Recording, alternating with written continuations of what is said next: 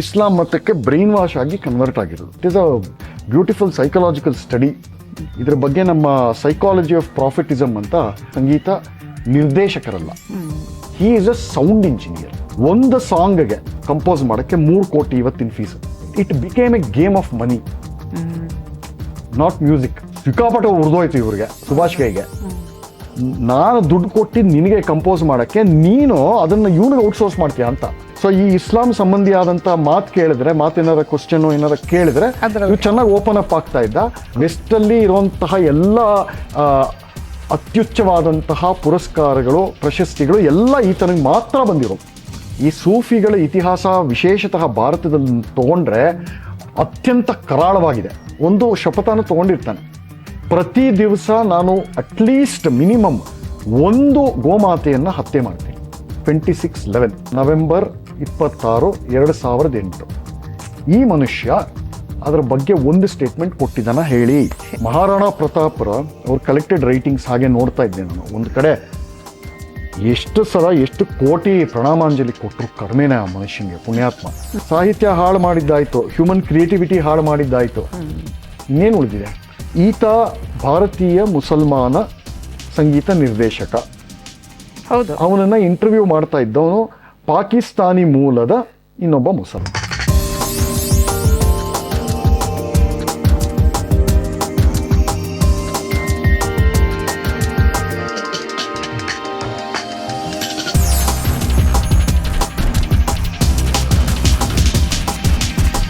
ಲೀಲಾಜಾಲ ವೀಕ್ಷಕರಿಗೆಲ್ಲ ಹೃತ್ಪೂರ್ವಕವಾದಂಥ ಸ್ವಾಗತ ಹಾಗೂ ಮನಃಪೂರ್ವಕ ನಮಸ್ಕಾರಗಳು.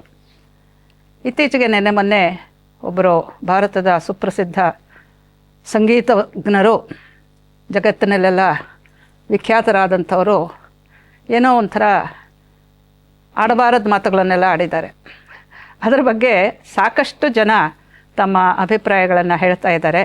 ಅವ್ರು ಹೇಳ್ತಾ ಇರೋದು ಸರಿ ಇಲ್ಲ ಅಂತ 100ಕ್ಕೆ 99 ಜನ ಹೇಳ್ತಾ ಇದ್ದಾರೆ. ಅಂದರೆ ಇವರು ಯಾರು ಹೇಳ್ತಾ ಇದ್ದಾರೆ ಅವರು ತೀರಾ ಅಪ್ರಬುದ್ಧವಾದಂತಹ ಮತ್ತು ಅಸಂಬದ್ಧವಾದಂಥ ಹೇಳಿಕೆಗಳನ್ನು ನೀಡಿದ್ದಾರೆ ಅನ್ನೋದು ಸುಸ್ಪಷ್ಟವಾಗುತ್ತೆ. ಈಗ ಅದೇ ವಿಚಾರವನ್ನೇ ಇವತ್ತು ಚರ್ಚೆ ಮಾಡೋದಕ್ಕೆ ಅಂತ ಸಂದೀಪ್ ಬಾಲಕೃಷ್ಣ ಅವರು ಬಂದಿದ್ದಾರೆ ಮತ್ತು ಲೀಲಾಜಾಲ ಸ್ಟುಡಿಯೋಗೆ. ಮೊದಲಿಗೆ ಸಂದೀಪ್ ಬಾಲಕೃಷ್ಣ ಅವರಿಗೆ ನಾನು ಹೃತ್ಪೂರ್ವಕವಾದಂಥ ಸ್ವಾಗತವನ್ನು ಕೊಡ್ತೇನೆ. ನಮಸ್ಕಾರ. ನಮಸ್ಕಾರ ಸಂದೀಪ್, ಬನ್ನಿ. ನೀವು ಕೇಳಬಹುದು, ಸಂದೀಪ್ ಹೇಳಿ ಕೇಳಿ ಹಿಸ್ಟೋರಿಯನ್ ಆಗಿದ್ದಾರೆ, ಅನೇಕ ಇತಿಹಾಸದ ಪುಸ್ತಕಗಳನ್ನು ಬರೆದಿದ್ದಾರೆ. ಕಳೆದ ಬಾರಿ ನಾವು ಅವರ ಒಂದು ಕಾದಂಬರಿ, ಹಿಸ್ಟಾರಿಕಲ್ ಕಾದಂಬರಿ, ಚಾರಿತ್ರಿಕ ವಸ್ತುವನ್ನೇ ಇಟ್ಕೊಂಡಿರುವಂಥದ್ದನ್ನು ಕುರಿತು ನಾವು ಮಾತಾಡಿದ್ವಿ. ಅದ್ಯಾಕೆ ಈ ಕರೆಂಟ್ ಅಫೇರ್ಸ್ಗೆ ನೆನ್ನೆ ಮೊನ್ನೆ ಇವರು ಕಿತ್ತಾಡೋವಂಥದ್ದು, ಕೊಚ್ಚೆ ಮಚ್ಚೆ ಮಾತಾಡೋವಂಥದ್ದಕ್ಕೆಲ್ಲ ಸಂದೀಪನ್ನು ಕರಿತೀರಿ ಅಂತ ನೀವು ಯಾರಾದರೂ ಕೇಳಿದ್ರೆ ಅದಕ್ಕೆ ಒಂದೇ ಉತ್ತರ ನಂದಿರೋದು, ಯಾತಕ್ಕೆ ಕರಿತೀನಿ ಅಂತ ಹೇಳ್ಬಿಡ್ತೀನಿ. ಸಂದೀಪ್ ಈಸ್ ಎ ಹಿಸ್ಟೋರಿಯನ್ ಇವಾಗ. ಹಾಗಾಗಿ ಯಾರಿಗೆ ಇತಿಹಾಸ ಗೊತ್ತೋ ಅವರಿಗೆ ಪ್ರೆಸೆಂಟ್ ವರ್ತಮಾನವೂ ಚೆನ್ನಾಗಿ ಗೊತ್ತಿರುತ್ತೆ ಅಂತ. ಇತಿಹಾಸ ಗೊತ್ತಿಲ್ಲದೆ ಇರೋರು ನೀವು ಮಾತಾಡೋದು ಕೇಳಿರ್ಬೋದು, ಅವರಿಗೆ ಯಾವ ಹಿನ್ನೆಲೆಯೂ ಇರೋದಿಲ್ಲ. ಇತಿಹಾಸನ ಸರಿಯಾಗಿ ಅರ್ಥ ಮಾಡ್ಕೊಳ್ದೇ ಇರೋದ್ರಿಂದ ವರ್ತಮಾನವನ್ನು ಕೂಡ ಅವರು ಸರಿಯಾಗಿ ವಿವೇಚನೆ ಮಾಡೋದಕ್ಕೆ, ವಿಶ್ಲೇಷಣೆ ಮಾಡೋದಕ್ಕೆ ಅವರಿಗೆ ಸಾಧ್ಯವಿಲ್ಲ. ನಮ್ಮ ದೇಶದಲ್ಲಿ ತುಂಬ ಭಯಂಕರವಾದಂತಹ ಇತಿಹಾಸ ಇದೆ.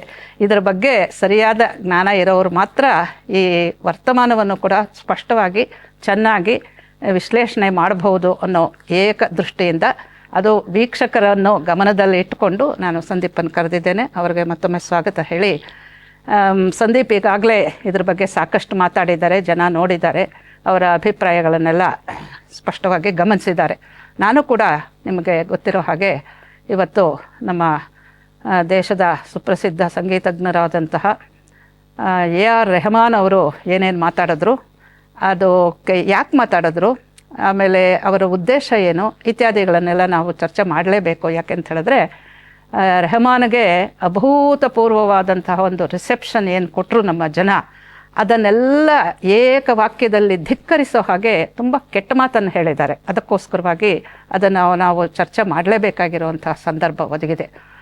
AR ರೆಹಮಾನು ಏನು ಹೇಳಿದ್ದಾರೆ ಅಂತ ನಿಮಗೆಲ್ಲರಿಗೂ ಗೊತ್ತಾಗಿದೆ, ಅದರ ಬಗ್ಗೆನೇ ಮಾತಾಡೋಣ. ಈಗ ಸಂದೀಪ್, ಎಲ್ಲರಿಗೂ ಗೊತ್ತು ಈ ರೆಹಮಾನು ನಯಾಮುಲ್ಲಾ ಅಂತ. ನೆನ್ನೆ ಮೊನ್ನೆ ಅವರು ಆಗಿರೋದು, ಕನ್ವರ್ಷನ್ ಆಗಿದ್ದಾರೆ. ಹಿಂದೂ ಆಗಿದ್ದವರು ಮುಸಲ್ಮಾನರಾಗಿ ಮತ್ತು ಅವರ ತಾಯಿ ಅಂತೂ ಅವರ ಬಹುಶಃ ಅವ್ರಿಗೆ 50 ವರ್ಷ ಇದ್ದಿರ್ಬೋದು, ಈತ 23 ವರ್ಷದಲ್ಲಾದರೂ ಆಕೆಗೆ 50 ಇದ್ದಿರ್ಬೋದು. ಆದರೆ ಎಷ್ಟು ಇವರಿಗಿಂತ ಭಯಂಕರವಾದಂಥ ರೀತಿಯಲ್ಲಿ ಇಸ್ಲಾಮನ್ನು ಫಾಲೋ ಮಾಡ್ತಿದ್ದಾರೆ ಅಂತ ಹೇಳಿದ್ರೆ ಎಲ್ಲರಿಗೂ ಗೊತ್ತಿದೆ. ಸಂಗೀತಜ್ಞರು ಅವ್ರ ಮನೆಗೆ ಹೋದಾಗ ಸಂಗೀತ ಮಾಡಿಸೋದಕ್ಕೆ ವಿಭೂತಿ ಕುಂಕುಮ ಇಟ್ಕೊಂಡಿದ್ರೆ ಅದನ್ನು ತೆಗೆದು ಒಳಗೆ ಬನ್ನಿ ಅನ್ನೋ ಹೇಳೋಷ್ಟು ಮಟ್ಟಿಗೆ ರೊಚ್ಚು ಆಕೆಗಿತ್ತು. ಇದೆಲ್ಲ ಹೇಗೆ ಆಗುತ್ತೆ ಅನ್ನೋದು ನಮಗಂತೂ ಅರ್ಥ ಆಗೋದಿಲ್ಲ. ನಮ್ಮಲ್ಲಿ ಆ ಒಂದು ಮತಾಂತರವೂ ಇಲ್ಲ, ಮತಾಂತರದ ಸ್ಪಿರಿಟ್ ನಮಗೆ ಇಲ್ಲದೆ ಇರೋದ್ರಿಂದ ನಾವು ಮಾಡೋದೂ ಇಲ್ಲ. ಆದಮೇಲೆ ಈ ಥರ ಯಾಕಾಗತ್ತೆ ಅಂತ ಒಂದು ಆಶ್ಚರ್ಯ ಪಡೋದಷ್ಟೇ ನಮ್ಗೆ ಉಳಿದಿದೆ. ಈ ಹಿನ್ನೆಲೆಯಲ್ಲಿ ಈ ಎ ಆರ್ ರೆಹಮಾನ್ ವಿಚಾರನ ನಾವು ಇವತ್ತು ಮಾತಾಡೋಣ. ಆರಂಭಿಸಿ. ಯಥಾ ಪ್ರಕಾರ ಲೀಲಾಜಲಕ್ಕೆ ಬರೋದಕ್ಕೆ ಯಾವತ್ತು ಸಂತೋಷನೇ ನನಗೆ, ನಿಮಗೂ ಗೊತ್ತದು. ಧನ್ಯವಾದಗಳು. ನಿಮ್ಮ ಭೂಮಿಕೆ ಬಹಳ ವಿಸ್ತಾರವಾಗಿ, ಆದರೆ ಬಹಳ ಸ್ಪಷ್ಟವಾಗಿ ನಿರ್ದಿಷ್ಟವಾಗಿ ಹಾಕ್ಕೊಟ್ಟಿದ್ದೀರಾ. So thank you. ವಿಷಯಕ್ಕೆ ಪ್ರಾರಂಭ ಮಾಡೋ ಮುಂಚೆ ಒಂದು ಮಾತು ಹೇಳಲೇಬೇಕು.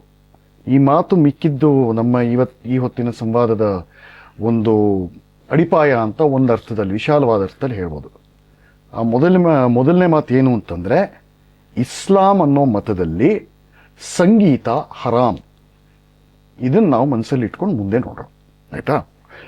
ಇನ್ನು ಆರಂಭದಲ್ಲಿ ನಿಮ್ಮ ಮಾತಲ್ಲಿ ಒಂದು ಹೇಳಿದ್ರಿ, ಯಾಕೆ ಈ ಮನುಷ್ಯ ಅಲ್ಲಾ ರಾಖಾ ರೆಹಮಾನ್, ಎ ಆರ್ ರೆಹಮಾನ್, ಯಾಕೆ ಈ ಮನುಷ್ಯ ಅಸಂಬದ್ಧವಾದ ಪ್ರಲಾಪ ಮಾಡಿದ್ರು ಅಂತ. ಈ ಮನುಷ್ಯನ ಇಡೀ ಇತಿಹಾಸ ನೋಡಿದ್ರೆ, ಸಂಗೀತ ಮತ್ತು ಸಂಗೀತೇತರ ಇತಿಹಾಸ ನೋಡಿದ್ರೆ ಒಂದು ಮಾತು ಸ್ಪಷ್ಟ ಆಗುತ್ತೆ. ಅದೇನು ಅಂತಂದರೆ, ಅಪ್ರಲಾಪ ಮಾಡಲಿಲ್ಲ, ಅಸಂಬದ್ಧವಾದ ಮಾತಾಡಲಿಲ್ಲ. ಆತ ಮಾಡಿದ್ದೇನು ಅಂತಂದರೆ, ಬಹಳ ಸಿಂಪಲ್ ಶಬ್ದದಲ್ಲಿ ಹೇಳಬೇಕು ಅಂತಂದರೆ, ಇಷ್ಟು ವರ್ಷ ಬಹಳ ಜತನದಿಂದ ಕಾಪಾಡಿಕೊಂಡು ಒಂದು ಹಾಕೊಂಡಿದ್ದಂಥ ಮುಖವಾಡನ ಕಳಚಿಟ್ಟು, ಇನ್ನೇನಿಲ್ಲ. ಅಂದರೆ ಆ ಮಟ್ಟದ ಫ್ರಸ್ಟ್ರೇಷನ್ ಆಗಿದೆ ಅಂತ ತಂತಾನೆ ಸ್ಪಷ್ಟ ಆಗುತ್ತೆ, ಹೌದಾ? ಇನ್ನು ವಿಷಯಕ್ಕೆ ಬರೋ ಹಾಗಿದ್ರೆ, ದಿಲೀಪ್ ಕುಮಾರ್ ರಾಜಗೋಪಾಲ್ ಅಂತ ಒಬ್ಬರಿದ್ದಾರೆ. ಇದ್ರು. ಏನು ಅವ್ರ ಹೆಸರು? ಯಾರದು? ಅವರೇ ಎ ಆರ್ ರೆಹಮಾನ್, ಅಲ್ಲಾ ರಖಾ ರೆಹಮಾನ್. ಇವರೆಲ್ಲ ಬಹಳ ಕೋಲಾಹಲ ಮಾಡ್ತಾರಲ್ಲ, ಎಲ್ಲಿ? ವಿಶೇಷವಾಗಿ ತಮಿಳುನಾಡಲ್ಲಿ ಜಾತ್ಯತೀತ ಇನ್ನೊಂದು.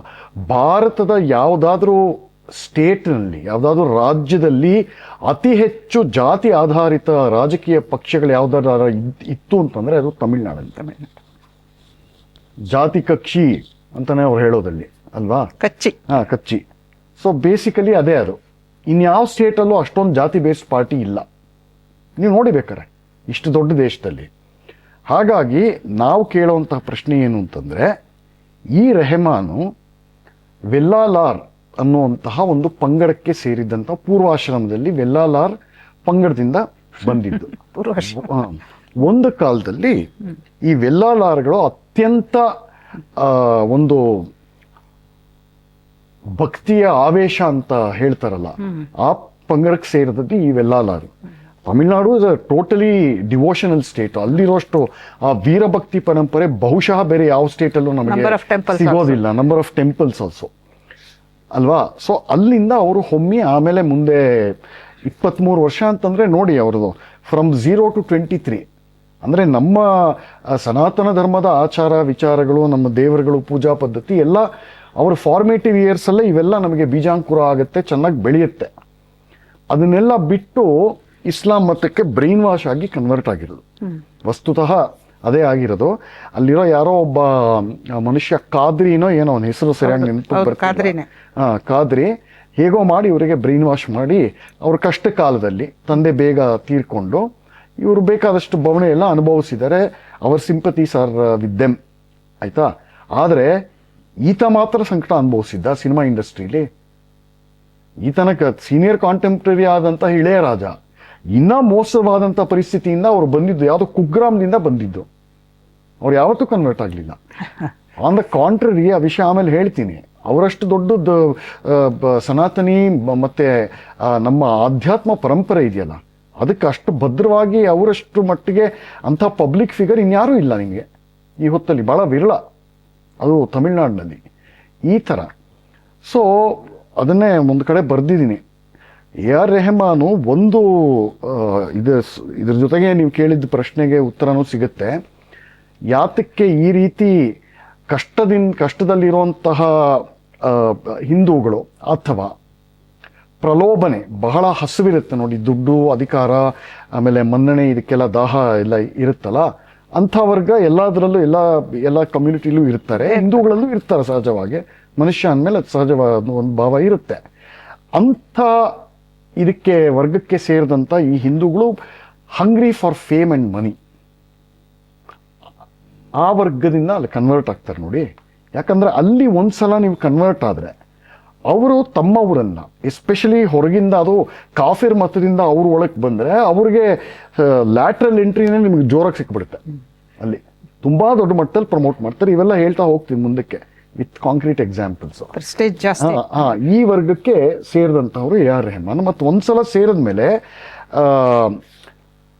ನ್ಯೂ ಕನ್ವರ್ಟ್ ಇಸ್ ಮೋರ್ ಝೀಲಸ್ ಅಂತ ಒಂದು ಮಾತಿದೆಯಲ್ಲ, ಹೊಸದಾಗಿ ಮತಾಂತರಗೊಂಡಂಥ ಹಿಂದೂಗಳಿಗೆ ಒಂದು ಮಾನಸಿಕ ಒತ್ತಡ ತಮಗೆ ಇರುತ್ತೆ. ಏನು ಅಂತಂದ್ರೆ ನಾವು ನಿಜವಾದ ಮುಸಲ್ಮಾನರು ನಾವೇ ಅಂತ ಪ್ರೂವ್ ಮಾಡಕ್ಕೆ. ಸೊ ಅದರಲ್ಲಿರೋ ಎಲ್ಲ ಕಟ್ಟರ್ ಅಂಶಗಳನ್ನ ಸಾರ್ವಜನಿಕವಾಗಿ ಪದೇ ಪದೇ ಸಿಕ್ಕ ಅವಕಾಶ ಸಿಕ್ಕಿದ್ರು ಸಿಗದೆ ಹೋದ್ರು ತಾವೇ ಅವಕಾಶ ಕಲ್ಪಿಸ್ಕೊಂಡು, ನೋಡು ನಾನೇ ಕಟ್ಟರ್ ಮುಸಲ್ಮಾನ್ ಅಂತ ಬುರ್ಕಾಗಳಿಗೆಲ್ಲ ಹಾಕೊಳ್ಳೋದು, ಈ ದರ್ಗಾಗಳಿಗೆಲ್ಲ ಹೋಗೋದು, ಇಂಥದ್ದು ಹಜ್ಜುಗಳು ಇವೆಲ್ಲ ಮಾಡೋದು ಇಂಥವ್ರಲ್ಲಿ ಕಂಡು ಬರುತ್ತೆ.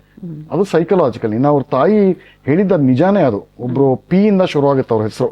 ತಮಿಳ ಸಿನಿಮಾಗೆಲ್ಲ ಲಿರಿಕ್ಸ್ ಎಲ್ಲ ಸೊ ಅವರು ಬರಿತಾ ಇದ್ರು. ಅವರು ಹೇಳ್ಕೊಂಡಿದ್ದಾರೆ ಓಪನ್ ಆಗಿ, ನಮ್ಮ ಮನೆ ಒಳಗೆ ನೀನು ಕಾಲಿಡಬೇಕು ಅಂತಂದ್ರೆ ನೀನು ತಿಲಕ ತೆಗಿಬೇಕು, ವಿಭೂತಿ ತೆಗಿಬೇಕು ಅಂತ. ಅಂದ್ರೆ ಅದನ್ನೇ ತೋರಿಸೋದು. ಅಂದ್ರೆ ಈ ಕಟ್ಟರ್ತನ ಇದೆಯಲ್ಲ, ನಾನು ನಿನಗಿನ ಜಾಸ್ತಿ ಅಂತ ಫಸ್ಟ್ ಅವ್ರು ಕೆಲಸ ಮಾಡದೆ ಬೀಫ್ ತಿನ್ನೋದು. ಇದನ್ನ ಬೇರೆ ರೀತಿಯಲ್ಲಿ ಭೈರಪ್ಪನವ್ರ ಆವರಣದಲ್ಲಿ ತೋರಿಸಿದ್ದಾರೆ. ರಜಿಯಾ ಕನ್ವರ್ಟ್ ಆಗ್ತಾಳಲ್ಲ ಮದುವೆ ಆಗಿ, ಬಹಳ ಸೊಗಸಾಗಿ ತೋರಿಸಿದ್ದಾರೆ ಲಕ್ಷ್ಮಿ.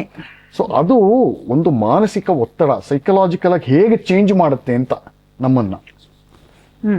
ಯಾವ ಮತದಲ್ಲಿ ಯಾವ ಧರ್ಮದಲ್ಲಿ ಅಹಿಂಸೆ, ಆಸ್ತೇಯ, ಪ್ರಾಣಿದಯೆ, ಯೂನಿವರ್ಸಲ್ ಹಾರ್ಮನಿ, ಕಂಪ್ಯಾಷನ್ ಅಂತಿದೆಯಲ್ಲ, ಅದಕ್ಕೆ ಸೇರಿದಂಥವ್ರು ಇಲ್ಲಿಗೆ ಬಂದರೆ ಮಾನಸಿಕವಾಗಿ ಅದು ನಿಮ್ಮನ್ನು ಹೇಗೆ ಹಿಡಿತಕ್ಕೆ ತಗೊಳುತ್ತೆ. ನಿಮಗೆ ಬೇಕು ಅನ್ಸಿದ್ರು ಬೇಡ ಅನ್ಸಿದ್ರು ಕೂಡ ನಿಮಗೆ ನೀವೇ ಅಂತ ಒತ್ತಡ ಹಾಕೊಳ್ತೀರ. ಇವೆಲ್ಲ ವರ್ಕ್ ಆಗುತ್ತೆ. It is a beautiful psychological study. ಇದ್ರ ಬಗ್ಗೆ ನಮ್ಮ ಸೈಕಾಲಜಿ ಆಫ್ ಪ್ರಾಫಿಟಿಸಮ್ ಅಂತ ಕಾನ್ರಾಡ್ ಎಲ್ಸ್ಟ್ ವಿದ್ವಾಂಸರಿದ್ದಾರಲ್ಲ, ಅದ್ಭುತವಾಗಿ ಬರೆದಿದ್ದಾರೆ. ಏನು ಮಾಡುತ್ತೆ ಈ ಮತಗಳು ಅಂತ, ಈ ಅಬ್ರಾಹಮಿಕ್ ಮತಗಳು ಒಬ್ಬನ್ನ ಮಾನಸಿಕವಾಗಿ ಯಾವ ರೀತಿ ಅವನ ಇಡೀ ಮಾನಸಿಕತೆನೇ ಆವರಿಸ್ಕೊಂಡು ಮೂಲಭೂತವಾಗಿ ಅದನ್ನ ಒಂದು ವಿಕಾರಗೊಳಿಸ್ಬಿಡುತ್ತೆ ಅಂತ ತುಂಬಾ ಚೆನ್ನಾಗಿ ಎಳೆಯಾಗಿ ಬಿಚ್ಚಿಟ್ಟು ತೋರಿಸಿದ್ದಾರೆ. ಎಲ್ಲರೂ ಓದಲೇಬೇಕಾದಂಥದ್ದು ಸೈಕಾಲಜಿ ಆಫ್ ಪ್ರಾಫಿಟಿಸಮ್. ಇನ್ನು ಮತ್ತೆ ಪುನಃ ವಿಚಾರಕ್ಕೆ ಬರೋ ಹಾಗಿದ್ರೆ, ಈ ದಿಲೀಪ್ ಎ ಆರ್ ರೆಹಮಾನ್ ಆದಾಗ ಅವನ ಆರಂಭ ದಶೆಯಲ್ಲಿ ಸಂಗೀತಕ್ಕೆ ಅವನು ಒಲಿದಿದ್ದು. ಅವ್ರ ತಂದೆನೂ ಮ್ಯೂಸಿಕ್ ಅರೇಂಜರ್ ಆಗಿದ್ರು. ಸಾಕಷ್ಟು ಮಲಯಾಳಿ ಸಿನಿಮಾ ಸಂಗೀತಕ್ಕೆ ಕಂಡಕ್ಟರು ಮತ್ತೆ ಮ್ಯೂಸಿಕ್ ಅರೇಂಜರ್ ಇವೆಲ್ಲ ಆಗಿದ್ರು ಅವರು, ಶೇಖರ್ ಅಂತ. ಅದಕ್ಕೆ ಇವರೆಲ್ಲ ಸೀನಿಯರ್ ಮ್ಯೂಸಿಕ್ ಸಿಂಗರ್ಸ್ ಇದ್ದರಲ್ಲ, ಎಸ್ ಪಿ ಬಾಲಸುಬ್ರಹ್ಮಣ್ಯ, ಚಿತ್ರ, ಇವರೆಲ್ಲ. ಅವ್ರು ಯಾರು ಇವನನ್ನ ಸ್ಟೇಜ್ ಮೇಲೆ ಕೂಡ ರೆಹಮಾನ್ ಅನ್ನಲ್ಲ, ದಿಲೀಪ್ ಅಂತಾನೆ ಕರಿತಾ ಇದ್ದಿದ್ದು.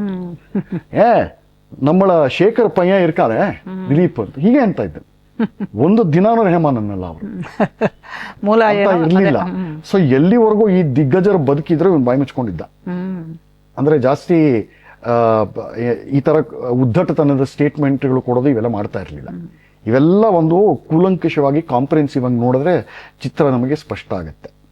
ಸೊ ಈತ ಅವನು ಇಸ್ಲಾಂ ಕನ್ವರ್ಟ್ ಆಗಕ್ಕಿಂತ ಮುಂಚೆನೆ 23 ವರ್ಷ ಅಂತಂದ್ರೆ ಲೆಕ್ಕ ಹಾಕೊಳ್ಳಿ. ಅದಕ್ಕಿಂತ ಮುಂಚೆ ಜಿಂಗಲ್ಸ್ ಮಾಡ್ಕೊಂಡಿರ್ತಾ ಇದ್ದಿದ್ದು, ಕೀಬೋರ್ಡ್ ಬಾರಿಸ್ತಾ ಇದ್ದ. ಇಳಿಯರಾಜ ಟ್ರೂಪ್ ಅಲ್ಲಿ ಕೂಡ ಕೀಬೋರ್ಡ್ ಬಾರಿಸ್ತಾ ಇದ್ದಿದ್ದು. ಆಮೇಲೆ Rajkoti Telugu cinema music directors, ಅವ್ರಿಗೆ ಬಾರಿಸ್ತಾ ಇದ್ದಿದ್ದು. ಹಂಸಲೇಖ ಕೈ ಕೆಳಗೂ ಸ್ವಲ್ಪ ದಿನ ಕೆಲಸ ಮಾಡಿದ್ದಾನೆ. ಇವೆಲ್ಲ ಆಗಿ ಆಮೇಲೆ ತಂದೆ ಒಂದು ಚಿಕ್ಕ ಸ್ಟುಡಿಯೋ ಎಲ್ಲ ಹಾಕೊಂಡು ನಿಧಾನವಾಗಿ ಅಡ್ವರ್ಟೈಸ್ಮೆಂಟ್ಗೆ ಜಿಂಗಲ್ ಕೊಡೋದು, ಇದಕ್ಕೆಲ್ಲ ಟೈಟನ್ನಿಗೆ ಇವನೇ ಕೊಟ್ಟಿದ್ದು. ಒಂದು ಫೇಮಸ್ ಮೊಜಾರ್ಟ್ ಸಿಂಫನಿ ಇದೆಯಲ್ಲ, ಅದನ್ನ ಸ್ವಲ್ಪ ಇದು ಮಾಡಿಕೊಂಡು ಮಾಡಿಫೈ ಮಾಡ್ಕೊಂಡು ಎಲ್ಲ ಮಾಡಿದ್ದಾನೆ. ಆ ಕೆಲಸ ಮಾಡ್ತಾ ಇದ್ದವನು ಏನು ಅಂತಂದ್ರೆ ಬಹಳ ಹಿಂದೆನೆ ತನ್ನ ಆರಂಭ ದಶೆಯಲ್ಲೇ ಸಂಗೀತಕ್ಕೆ ಟೆಕ್ನಾಲಜಿ ಬರ್ತಾ ಇದ್ದಿದ್ದು ಆಗ ಹೊಸತು.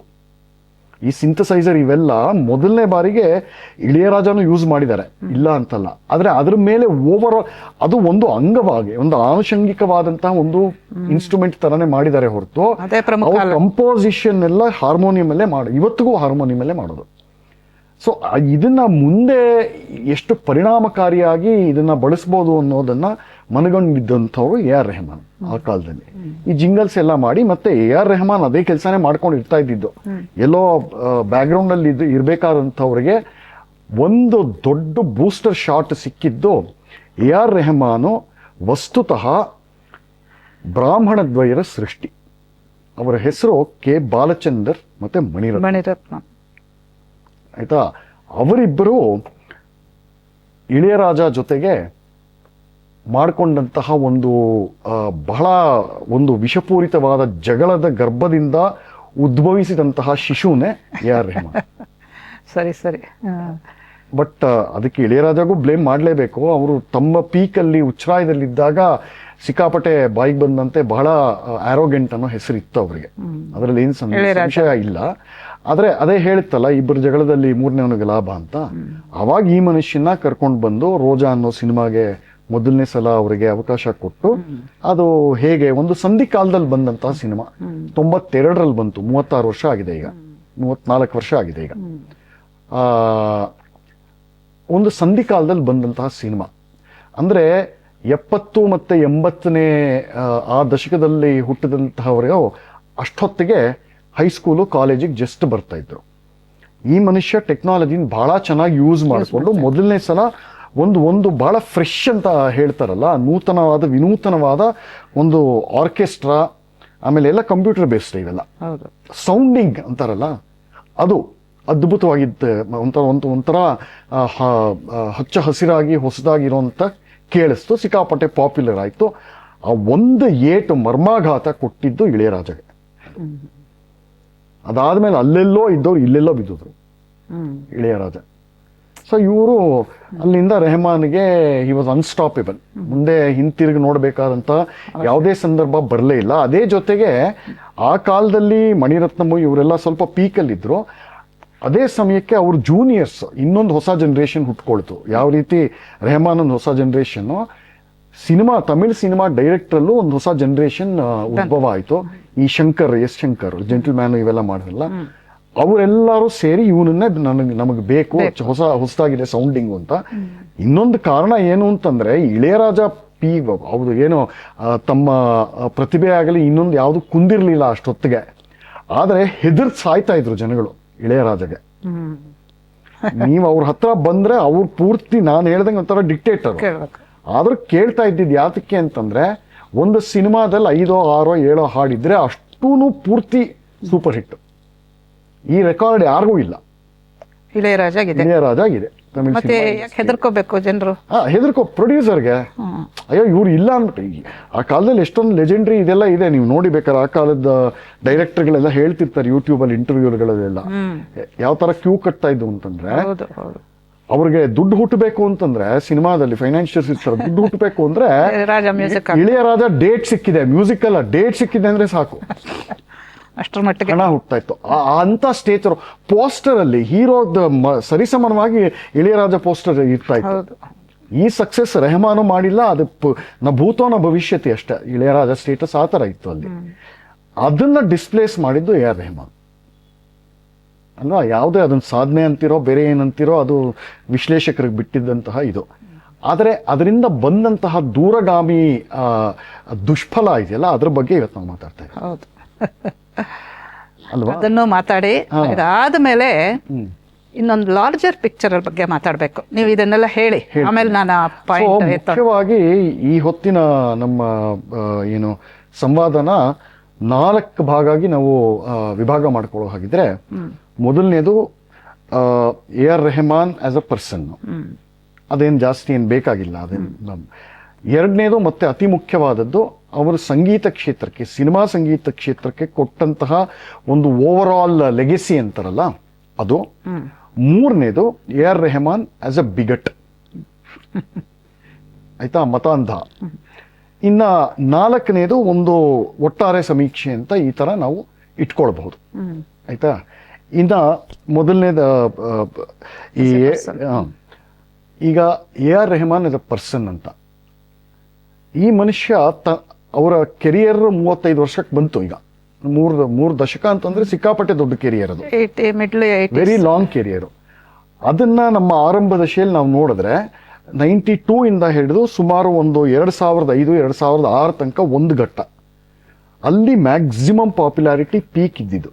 ಅಲ್ಲಿಂದ ಒಂದು ಪತನ ಆಯ್ತು ಅಂತಾನೆ ನಾವು ಹೇಳಬಹುದು.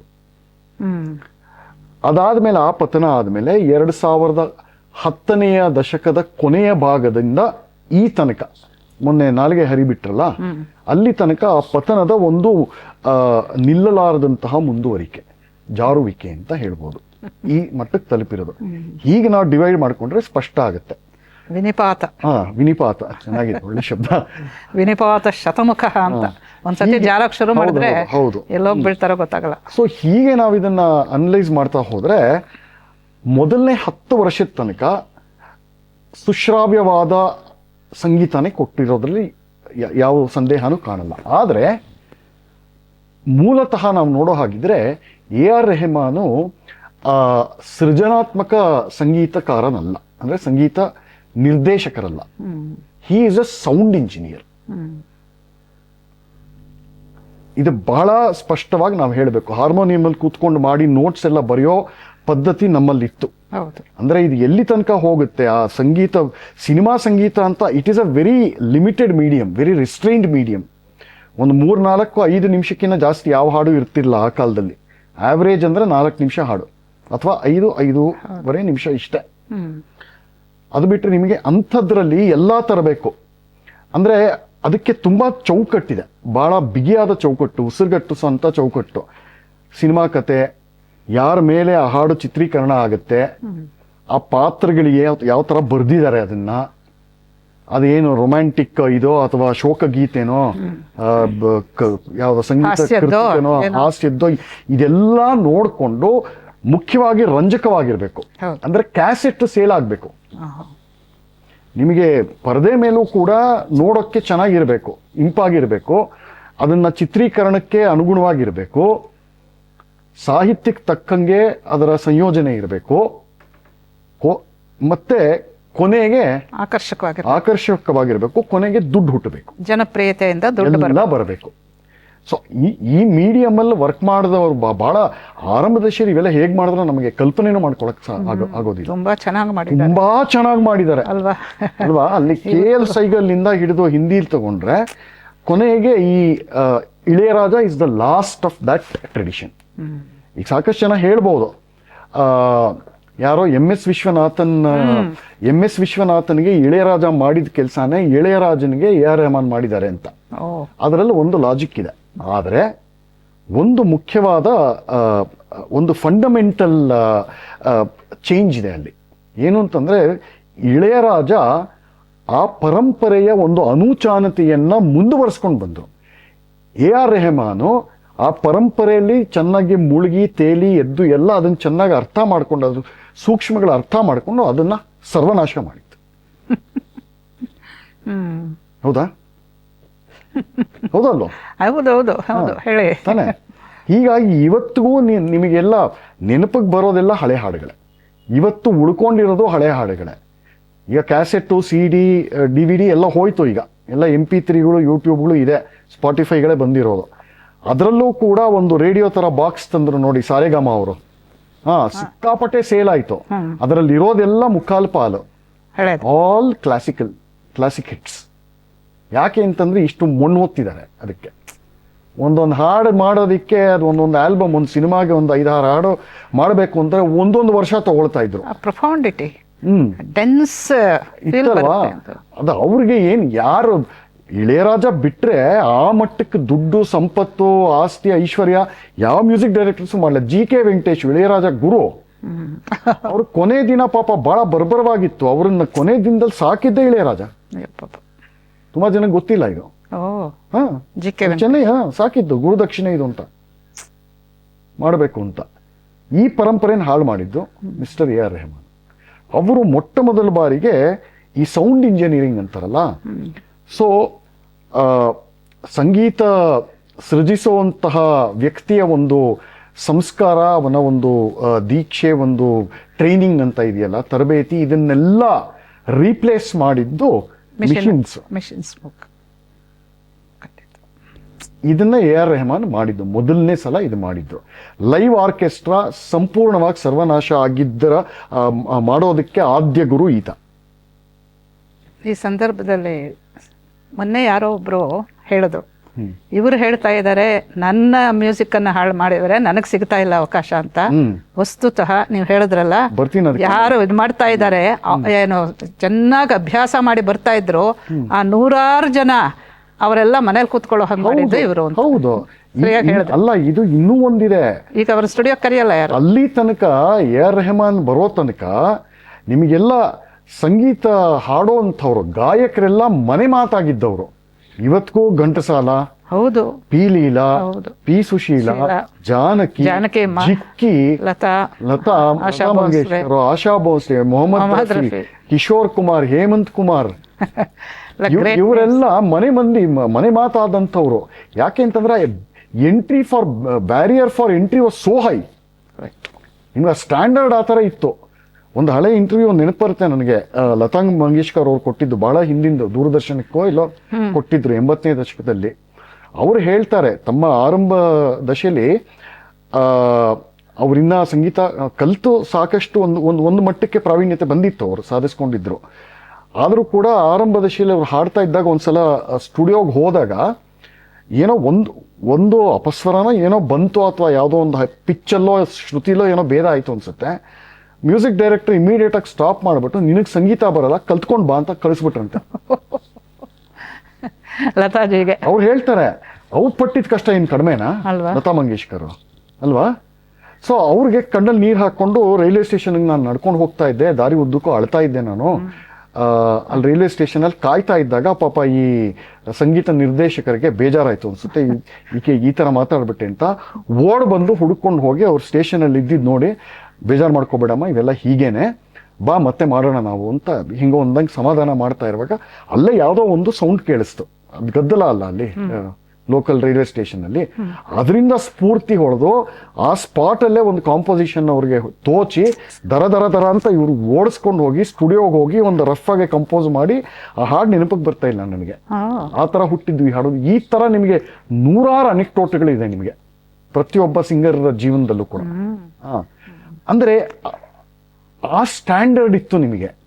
ಈ ಮನುಷ್ಯ ಫಾರ್ ದ ಫಸ್ಟ್ ಟೈಮ್ ಬಂದ ಮೇಲೆ ಶಂಕರಾಭರಣಮಲ್ಲಿ ಒಂದು ಹೇಳುತ್ತೆ, ಒಂದು ಇವರು ವಾಯ್ಸ್ ಸೋಮಯಾಜುಲು ಕೈಲಲ್ಲ, ಅಲ್ಲೂರಿ ಯಾರಪ್ಪ ಅದು ಚಿರಂಜೀವಿ ಮಾವ, ಅಲ್ಲೂರಿ ಸೀತಾರಾಮನ್ ಯಾರದು, ರಾಮಲಿಂಗಯ್ಯ, ಅಲ್ಲೂ ರಾಮಲಿಂಗಯ್ಯ, ಅಲ್ಲೂ ಅರ್ಜುನ್ ತಾತ, ತಾತ ಅಲ್ಲೂ ರಾಮಲಿಂಗಯ್ಯ ಬಾಯಲ್ಲಿ ಹೇಳಿಸ್ತಾರೆ ಒಂದು ಡೈಲಾಗು.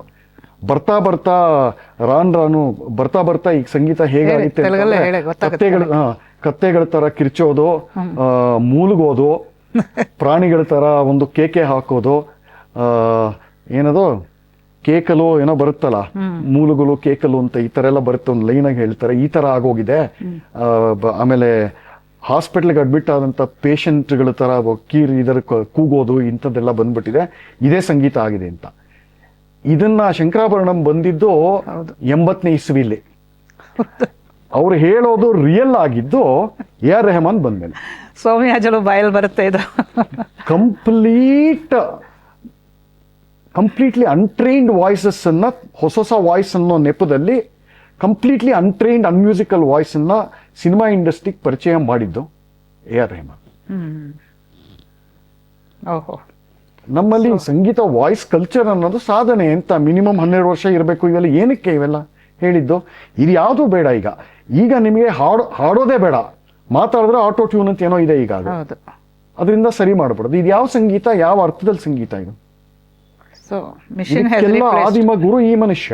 ಮಿಷಿನ್ ಹಸ್ ರೀಪ್ಲೇಸ್ಡ್. ಈಗ ಕೆಲವರು ಹೇಳ್ತಾ ಇರ್ತಾರೆ, ಒಂಥರ ಘೋರವಾಗಿದೆ ಪರಿಸ್ಥಿತಿ.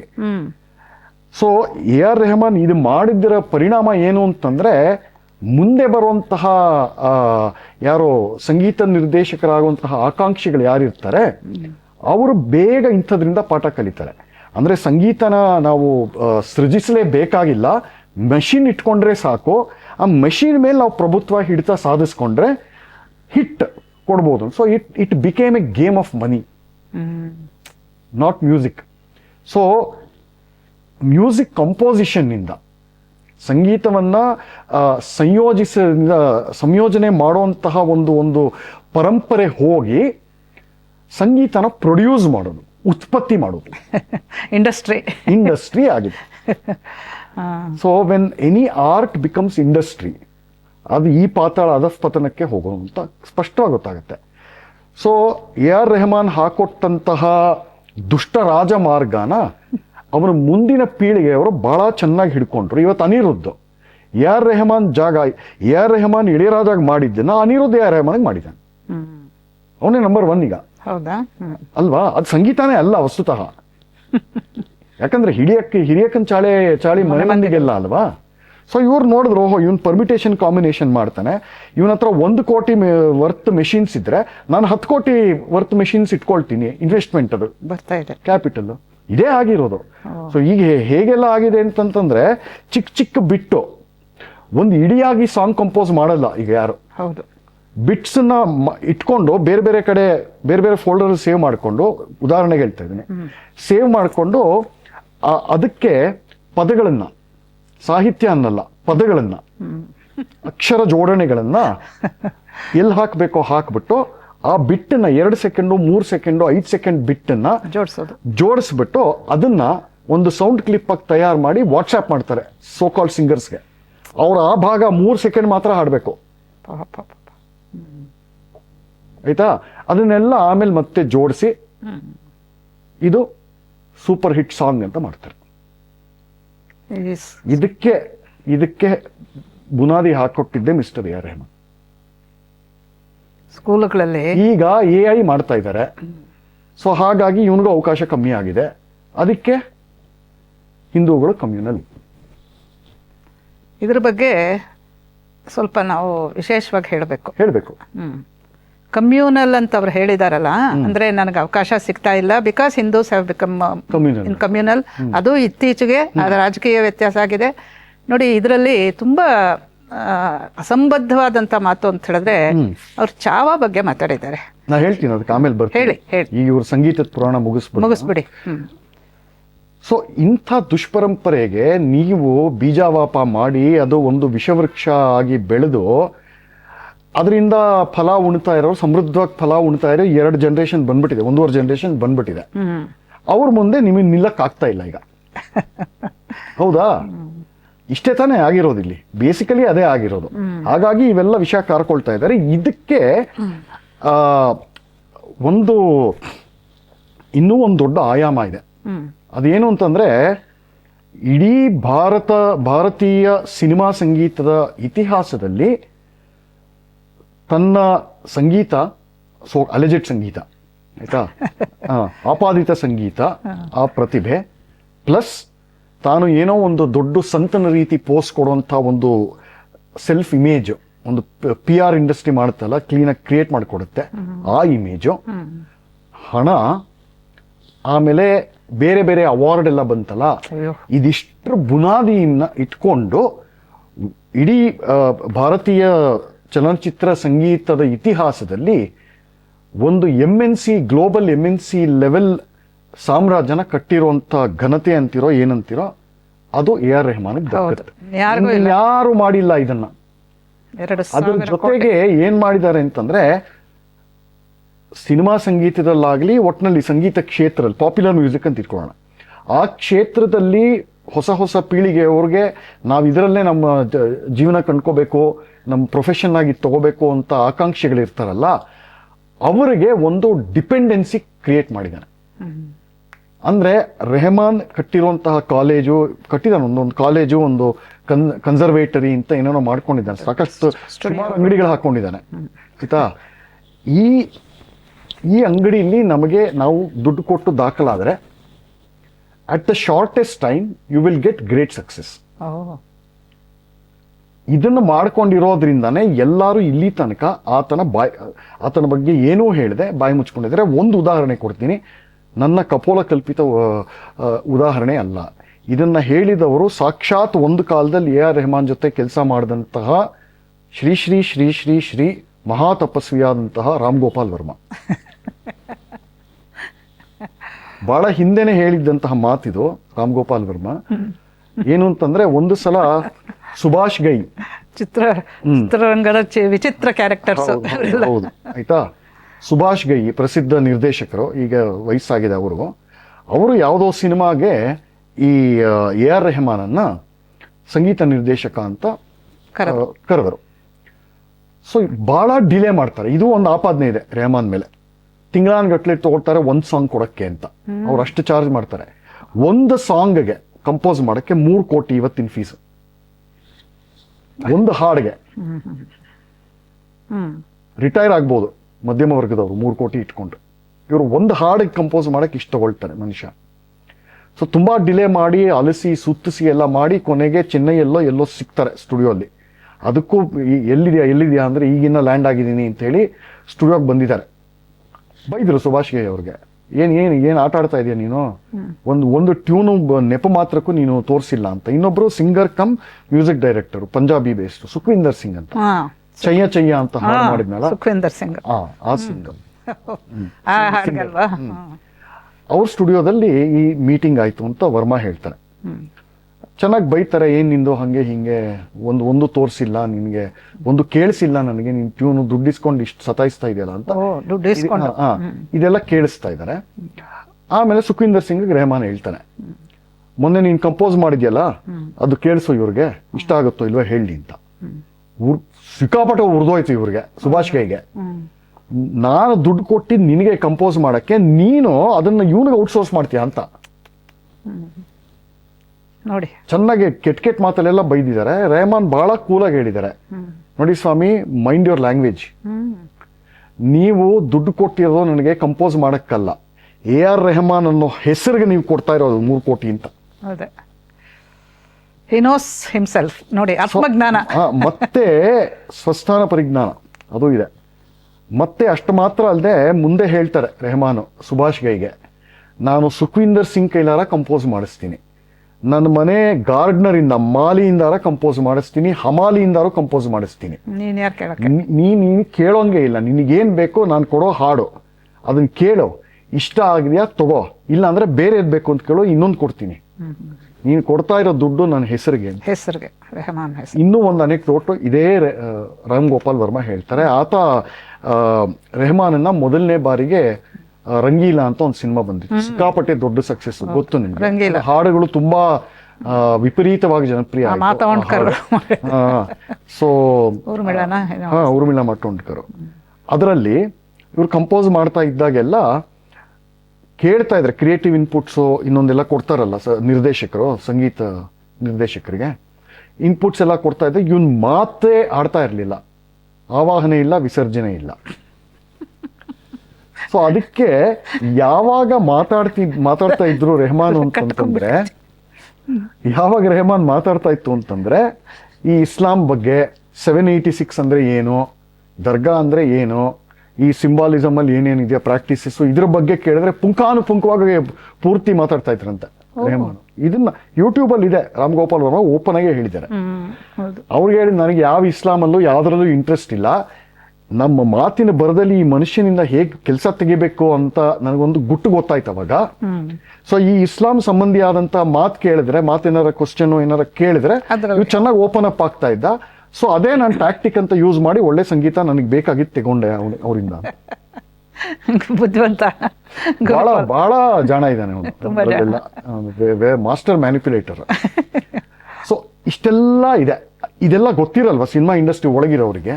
ಅಯ್ಯೋ, ಈ ತಂತ್ರಗಳು ರೆಹಮಾನ್ ಮಾಡುವಂಥದ್ದು ಇವೆಲ್ಲ ಗೊತ್ತಿರಲ್ಲ. ಅವರೆಲ್ಲ ಇವನಿಗಿಂತ ಸೀನಿಯರ್ಸ್, ಗೊತ್ತೇ. ಯಾಕೆ ಬಾಯಿ ಮುಚ್ಕೊಂಡಿದ್ರು ಅಂತಂದ್ರೆ, ನಾ ಅವಾಗಲೇ ಹೇಳಿದ್ನಲ್ಲ, ಒಂದು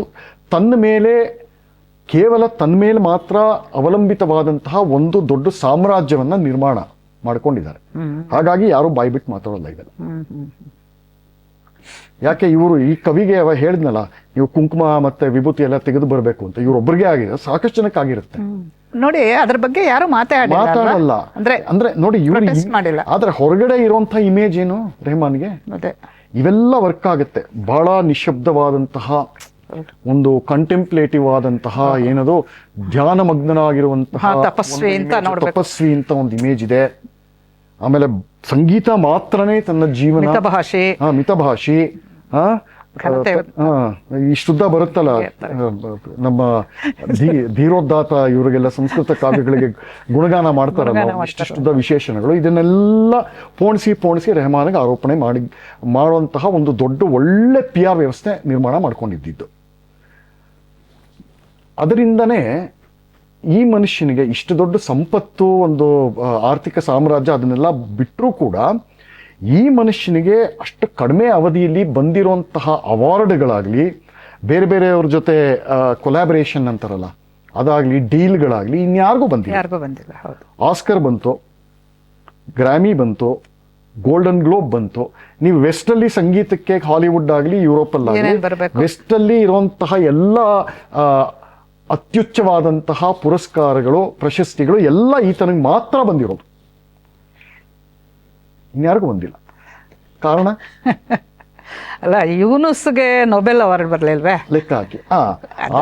ಯಾವ ಸಿಸ್ಟಮ್ ಯೂನುಸ್ಗೆ ನೊಬೆಲ್ ಬಹುಮಾನ ಕೊಡುತ್ತೆ, ಬಾಂಗ್ಲಾದೇಶ ಅದೇ ಸಿಸ್ಟಮ್ ಈ ಮನುಷ್ಯನಿಗೂ ಕೂಡ ಇದೆಲ್ಲ ಸನ್ಮಾನ, ಪ್ರಶಸ್ತಿ, ಪುರಸ್ಕಾರಗಳು ಇವೆಲ್ಲ ದಯಪಾಲಿಸಿದೆ. And he was willing to be used by them. ಅಂದ್ರೆ ಇದರ ಅರ್ಥ ಏನು ಅಂತಂದ್ರೆ, ಸುಭಾಷ್ಗೆ ಇನ್ಸಿಡೆಂಟ್ ಹೇಳಿದ್ದು ಅಂತಂದ್ರೆ, ಅಟ್ ವಾಟ್ ಪಾಯಿಂಟ್, ಈಗ ಅದೆಷ್ಟೋ 1000 ಗಟ್ಟಲೆ ಸಾಂಗ್ಸ್ ಮಾಡಿದಾನೆ ಅಂತ ಹೇಳ್ತಾರೆ ಅವ್ರ ರೆಕಾರ್ಡಲ್ಲಿ, ಆ ಪೈಕಿ ಶೇಕಡವಾರು ಲೆಕ್ಕ ತಗೊಂಡ್ರೆ ಈ ಮನುಷ್ಯ ತನ್ನ ಒಂದು ಸರ್ಜನ ಶಕ್ತಿಯಿಂದ ನಿರ್ಮಾಣ ಮಾಡಿರುವಂತಹ ಹಾಡುಗಳ ಸಂಖ್ಯೆ ಎಷ್ಟು ಅನ್ನೋ ಪ್ರಶ್ನೆ ಎದ್ದೇ ಹೇಳುತ್ತೆ. ಹೌದು, ಯಾಕೆ ಹೇಳಲ್ಲ? ಬೇರೆಯವ್ರು ನಿರ್ಮಾಣ ಮಾಡಿ ಈತ ಅವ್ರಿಗೆ ದುಡ್ಡು ಕೊಟ್ಟು ಆ ಹಾಡನ್ನ ತಂದೆ ಅಂತ ತನ್ನ ಖಾತೆಗೆ ಸೇರ್ಕೊಂಡಿದಾರಲ್ಲ, ಅದಕ್ಕೆ ಅಂತ ಹಾಡುಗಳಿಗೆ ಎಷ್ಟಕ್ಕೆ ಅವಾರ್ಡ್ ಬಂದಿದೆ ಅನ್ನೋ ಪ್ರಶ್ನೆನೂ ಬರುತ್ತೆ. ಇವೆಲ್ಲ ನೈತಿಕ ವಲಯಕ್ಕೆ ಬರುವಂತಹ ಪ್ರಶ್ನೆಗಳು, ಧರ್ಮಶಾಸ್ತ್ರ ವಲಯಕ್ಕೆ ಬರುವಂತಹ ಪ್ರಶ್ನೆಗಳು. ಹೌದಲ್ವಾ? ಧರ್ಮವೇ ಇಲ್ಲ, ನೀವು ಧರ್ಮಶಾಸ್ತ್ರ ಹೇಳ್ತಾ ಅಲ್ವಾ? ಸೊ ಅಂದ್ರೆ ಎಲ್ಲಿಗೆ ಬಂತು ನೋಡಿ ಇದು ತಾನೆ ನಿಜವಾದ ಅಧಃಪತನ. ಸಂಗೀತ ಕ್ಷೇತ್ರ ಸಂಗೀತ ಮಾಡ್ತಾನೆ, ಏನು ಘನವಾದ ಸಂಗೀತ ಮಾಡಿದಾನೆ ಇಲ್ಲ. ಇಂಥ ಮನುಷ್ಯನಿಗೆ ಇದು ಇಲ್ಲಿ ತನಕ ಹೋಗಲ್ಲ, ಇದೆಲ್ಲ ಆಮೇಲೆ 2005, 2006 ಈ ಸ್ಲಮ್ ಡಾಗ್ ಮಿಲಿಯನಿಯರ್ ತನಕ ಆ ಮಟ್ಟಕ್ಕೆ ಅವನಿಗೆ ಅಂತಾರಾಷ್ಟ್ರೀಯ ಖ್ಯಾತಿ ಇವೆಲ್ಲ ಬಂದಿರಲಿಲ್ಲ. ಆರಂಭ ದಶೆಯಲ್ಲೇ ಅಂದ್ರೆ ರೋಜಾ ಬಂದ 5 ವರ್ಷಕ್ಕೆ ಭಾರತ ಸರ್ಕಾರ, ಘನವೆತ್ತ ಭಾರತ ಸರ್ಕಾರ, ಆ ಕಾಲದ ಭಾರತ ಸರ್ಕಾರ ಇಡೀ ಭಾರತ ವರ್ಷದಲ್ಲಿ ಇರುವಂತಹ ಅಷ್ಟೂ ಜನ ಸಂಗೀತ ತಜ್ಞರ, ಸಂಗೀತ ನಿರ್ದೇಶಕರ ಪೈಕಿ ಬೇರೆ ಯಾರೂ ಸಿಗಲಿಲ್ಲ ವಂದೇ ಮಾತರಂ ಕೊಡೋದಕ್ಕೆ, ಅದಕ್ಕೆ ಆ ಹಾಡಿಗೆ ಟ್ಯೂನ್ ಕೊಡೋದಕ್ಕೆ. ಈತ ಮಾತ್ರ ಸಿಕ್ಕದ್ನ? ಅಬ್ಬ ಗಾರ್ಧವ ರೋದನೆ ಅದು ಅವನ ಗಂಟ್ಲಲ್ಲೇ ಹಾಡಿದಾನೆ.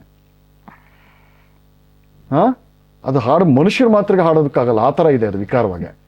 ಇನ್ನ ಅದನ್ನ ನೋಡಿ, ಈ ಮಾತನ್ನ ಅದರಲ್ಲೂ ನಾವು ಅವಾಗೆಲ್ಲ ತುಂಬಾ ಬೇಜಾರು ಮಾಡ್ಕೊಂಡಿದ್ವಿ. ಯಾವುದಕ್ಕೆ ಅಂದ್ರೆ ಅದರಲ್ಲಿ ಇದು ಬರುತ್ತಲ್ಲ, ಜೈ ಹೋ, ಅದಕ್ಕೆ ಏನೋ ಆಸ್ಕರ್ ಬಂತಲ್ಲ. ಆ ಜೈ ಹೋನ ಕಂಪೋಸ್ ಮಾಡಿದ್ದೇ ಸುಖವಿಂದರ್ ಸಿಂಗ್ ಅಂತ ರಾಮ್ ಗೋಪಾಲ್ ವರ್ಮಾ ಹೇಳಿದ್ದಾರೆ. ಅಂದ್ರೆ ಅದು ಆಸ್ಕರ್ ಬರೋ ಅಂತ ಒಂದು ಸ್ಟ್ಯಾಂಡರ್ಡ್ ಇಲ್ಲ ಅಂತ ನಾವೆಲ್ಲ ಅನ್ಕೊಳ್ತಾ ಇದ್ವಿ. ಸೇಮ್ ಇದೆ ಮಾ ತುಜೆ ಸಲಾಮ್ ಅಂತ. ಅದೇ ನೋಡಿ, ಅದು ಲಿರಿಕ್ಸ್ ಒಂದೇ ಮಾತ್ರ ಬಿಟ್ಬಿಟ್ಟು ಇನ್ನೊಂದು ಪ್ಯಾರಲ್ ಟ್ರ್ಯಾಕ್ ಹೋಗುತ್ತೆ, ಮಾ ತುಜೆ ಸಲಾಮ್ ಅಂತ. ಮೂಲದಲ್ಲಿ ಏನಿರೋದು ಮಾ ಅಂದ್ರೆ ಸಂಸ್ಕೃತ ಮೂಲದ ಶಬ್ದ, ಅದು ಮಾ ತುಜೆ ಸಲಾಮ, ಅರೇಬಿಕ್ ವರ್ಡ್ ಅದು ಸಲಾಮ. ನಮ್ಮಲ್ಲಿ ಏನ್ ಹೇಳ್ತೀವಿ, ಮಾತೃದೇವೋ ಭವ ಅಂತೀವಿ, ಮಾತಾ ಏನ್ ಮಹಾ ಅಂತೀವಿ. ಈ ಮಾ ತುಜೆ ಸಲಾಮ್ ಏನದು ಒಂದೇ ಮಾತ್ರ ಟ್ರಾನ್ಸ್ಲೇಷನ್, ಅರೇಬಿಕ್ ಟ್ರಾನ್ಸ್ಲೇಷನ್. ಹಿಂಗೆ. So it is the secularisation of Vande Mataram. ಒಂದೇ ಮಾತ್ರಮೇ ಹಾಡ್ಬೋದಾಗಿತ್ತು, ಆಗಲ್ಲ. ಎಷ್ಟೊಂದ್ ಸಲ ಇವರು ರೆಹಮಾನ್ ಒಬ್ನೇ ಅಲ್ಲ ಇದನ್ನ ಕಂಪೋಸ್ ಮಾಡಿರೋದು. ಅದಕ್ಕೆ ಹಾಡು ರವೀಂದ್ರನಾಥ್ ಠಾಕೂರ್ ಇಂದ ಇದೆ. ಇದು ಮೊದಲು ಮೂಲ ರಾಗ, ಮೋಸ್ಟ್ ಪಾಪ್ಯುಲರ್ ರಾಗ ಇರೋದು ದೇಶ್. ಅತ್ಯಂತ ಔಚಿತ್ಯಪೂರ್ಣವಾದಂತಹ ರಾಗದ ಒಂದು ಸೆಲೆಕ್ಷನ್ ಅದು. ದೇಶಭಕ್ತಿ ಹಾಡುಗಳಿಗೆ ದೇಶ ರಾಗನೇ ಸೂಕ್ತವಾಗೋದು. ಎಂತೆಂಥವರೆಲ್ಲ ಹಾಡಿದಾರೆ ಅದನ್ನ. ಓಂಕಾರನಾಥ್ ಠಾಕೂರ್, ಪಂಡಿತ್ ಓಂಕಾರನಾಥ್, ಎಂತೆಂಥವ್ರು, ಲತಾ ಮಂಗೇಶ್ಕರ್. ತುಂಬಾ ಚೆನ್ನಾಗಿ. ಸೊ ನಿಮಗೆ ನೋಡಿ, ರವೀಂದ್ರನಾಥ್ ಟ್ಯಾಗೋರ್ ಇಂದ ಹಿಡಿದು AR ರೆಹಮಾನ್ ಇವನ ಕೈಲಿ ಬರೋ ತನಕ ಆ ಅವಧಿ ಇದೆಯಲ್ಲ, ಅದು ನಮ್ಮ ಸಾಹಿತ್ಯದ, ಸಂಗೀತದ ಅಧಃಪತನದ ಒಂದು ಜರ್ನಿ, ಅವನತಿ. ಅವನತಿ. ಹೌದು. ಮಾ ತುಜೇ ಸಲಾಮ ಹಿಂಗೆ ಈತನನ್ನ ಮೋಜಾರ್ಟ್ ಆಫ್ ಮಡ್ರಾಸ್ ಅದು. ಅದಕ್ಕೆ ಪುಣ್ಯಾತ್ಮ 400 ವರ್ಷದ ಕೆಳಗೆ ಸತ್ತೋದ ಅವನು, ಮೋಜಾರ್ಟ್. ಅಲ್ಲ, ನೀವು ಹೇಳಿದಂಗೆ he has built an empire of both money branding and PR. ಹೌದು, ಪರ್ಸನಲ್ ಬ್ರ್ಯಾಂಡಿಂಗ್. ಪರ್ಸನಲ್ ಬ್ರ್ಯಾಂಡಿಂಗ್ ಮಾಡಿರೋದ್ರಿಂದ PR ಎಲ್ಲ ಚೆನ್ನಾಗಿ. ಜೊತೆಗೆ ಎರಡು ಅನೇಕ ಪ್ರಪಂಚಗಳನ್ನ ಒಟ್ಟೊಟ್ಟಿಗೆ ಈತ ಸಂಭಾಳಿಸ್ತಾನೆ. ಒಂದು ತನ್ನ ಇಸ್ಲಾಮಿಕ್ ಈಕೋಸಿಸ್ಟಮ್ ಅದು, ಎರಡನೇದು ಈ ವೋಕೋ ಮತ್ತೆ ಈ ಎಡಚರ ಒಂದು ಜಾಗತಿಕ ಸಿಸ್ಟಮ್ ಇದೆಯಲ್ಲ, ಅದಕ್ಕೂ ಹತ್ರ ಇದ್ದಾನೆ. ಅದಕ್ಕೂ ಬೇಕು ಈ ಮನುಷ್ಯ, ಖಂಡಿತ. ಇವ್ರಿಗೂ ಇಸ್ಲಾಮಿಕ್ ಈಕೋಸಿಸ್ಟಮ್ಗೂ ಬೇಕು. ಅಂದ್ರೆ ನೀವು ಸ್ಪಷ್ಟವಾಗೇ ಹೇಳ್ಬಹುದು, ಈ ಸಂಗೀತದ ಮೂಲಕ ನನ್ನ ಎತ್ತು ಕಟ್ಟಿರುವಂತಹದ್ದು, ಅಲ್ಲೇ ಆಕಾಶದಲ್ಲಿ ಸ್ಟಾರ್ ಅಂತ ಕೂರಿಸಿರೋದಕ್ಕೆ ಈ ಇಸ್ಲಾಮಿಕ್ ಹಿನ್ನೆಲೆ ಇದೆಯಲ್ಲ, ಇದು ಬಹಳ ದೊಡ್ಡ ರೀತಿಯಲ್ಲಿ ಭಾರತವನ್ನ ಒಂದು ರೀತಿಯಲ್ಲಿ ಹಣಿಯೋದೇ ಮುಖ್ಯ ಅಂತ ಸ್ಪಷ್ಟ ಆಗುತ್ತೆ. ಇನ್ನೂ ಒಂದು ಮೂಲಭೂತ ಅಂಶ ಇದೆ ಈ ಮನುಷ್ಯನ ಇಡೀ ಅವನ ಒಂದು ಪ್ರಯಾಣ ನೋಡಿದ್ರೆ. ಬಹಳ ಹಿಂದೆನೆ ತಾನು ಒಬ್ಬ ಸೂಫಿ ಭಕ್ತ ಅಂತ. ಈ ಸೂಫಿಗಳ ಇತಿಹಾಸ ವಿಶೇಷತಃ ಭಾರತದಲ್ಲಿ ತಗೊಂಡ್ರೆ ಅತ್ಯಂತ ಕರಾಳವಾಗಿದೆ. ಅದು ಬೇಕಾದ್ರೆ ಇನ್ನೊಂದು ದಿವಸ ಅದಕ್ಕೆ ಸೆಪರೇಟಾಗಿ ನಾವು ಇಟ್ಕೊಳ್ಳೋಣ.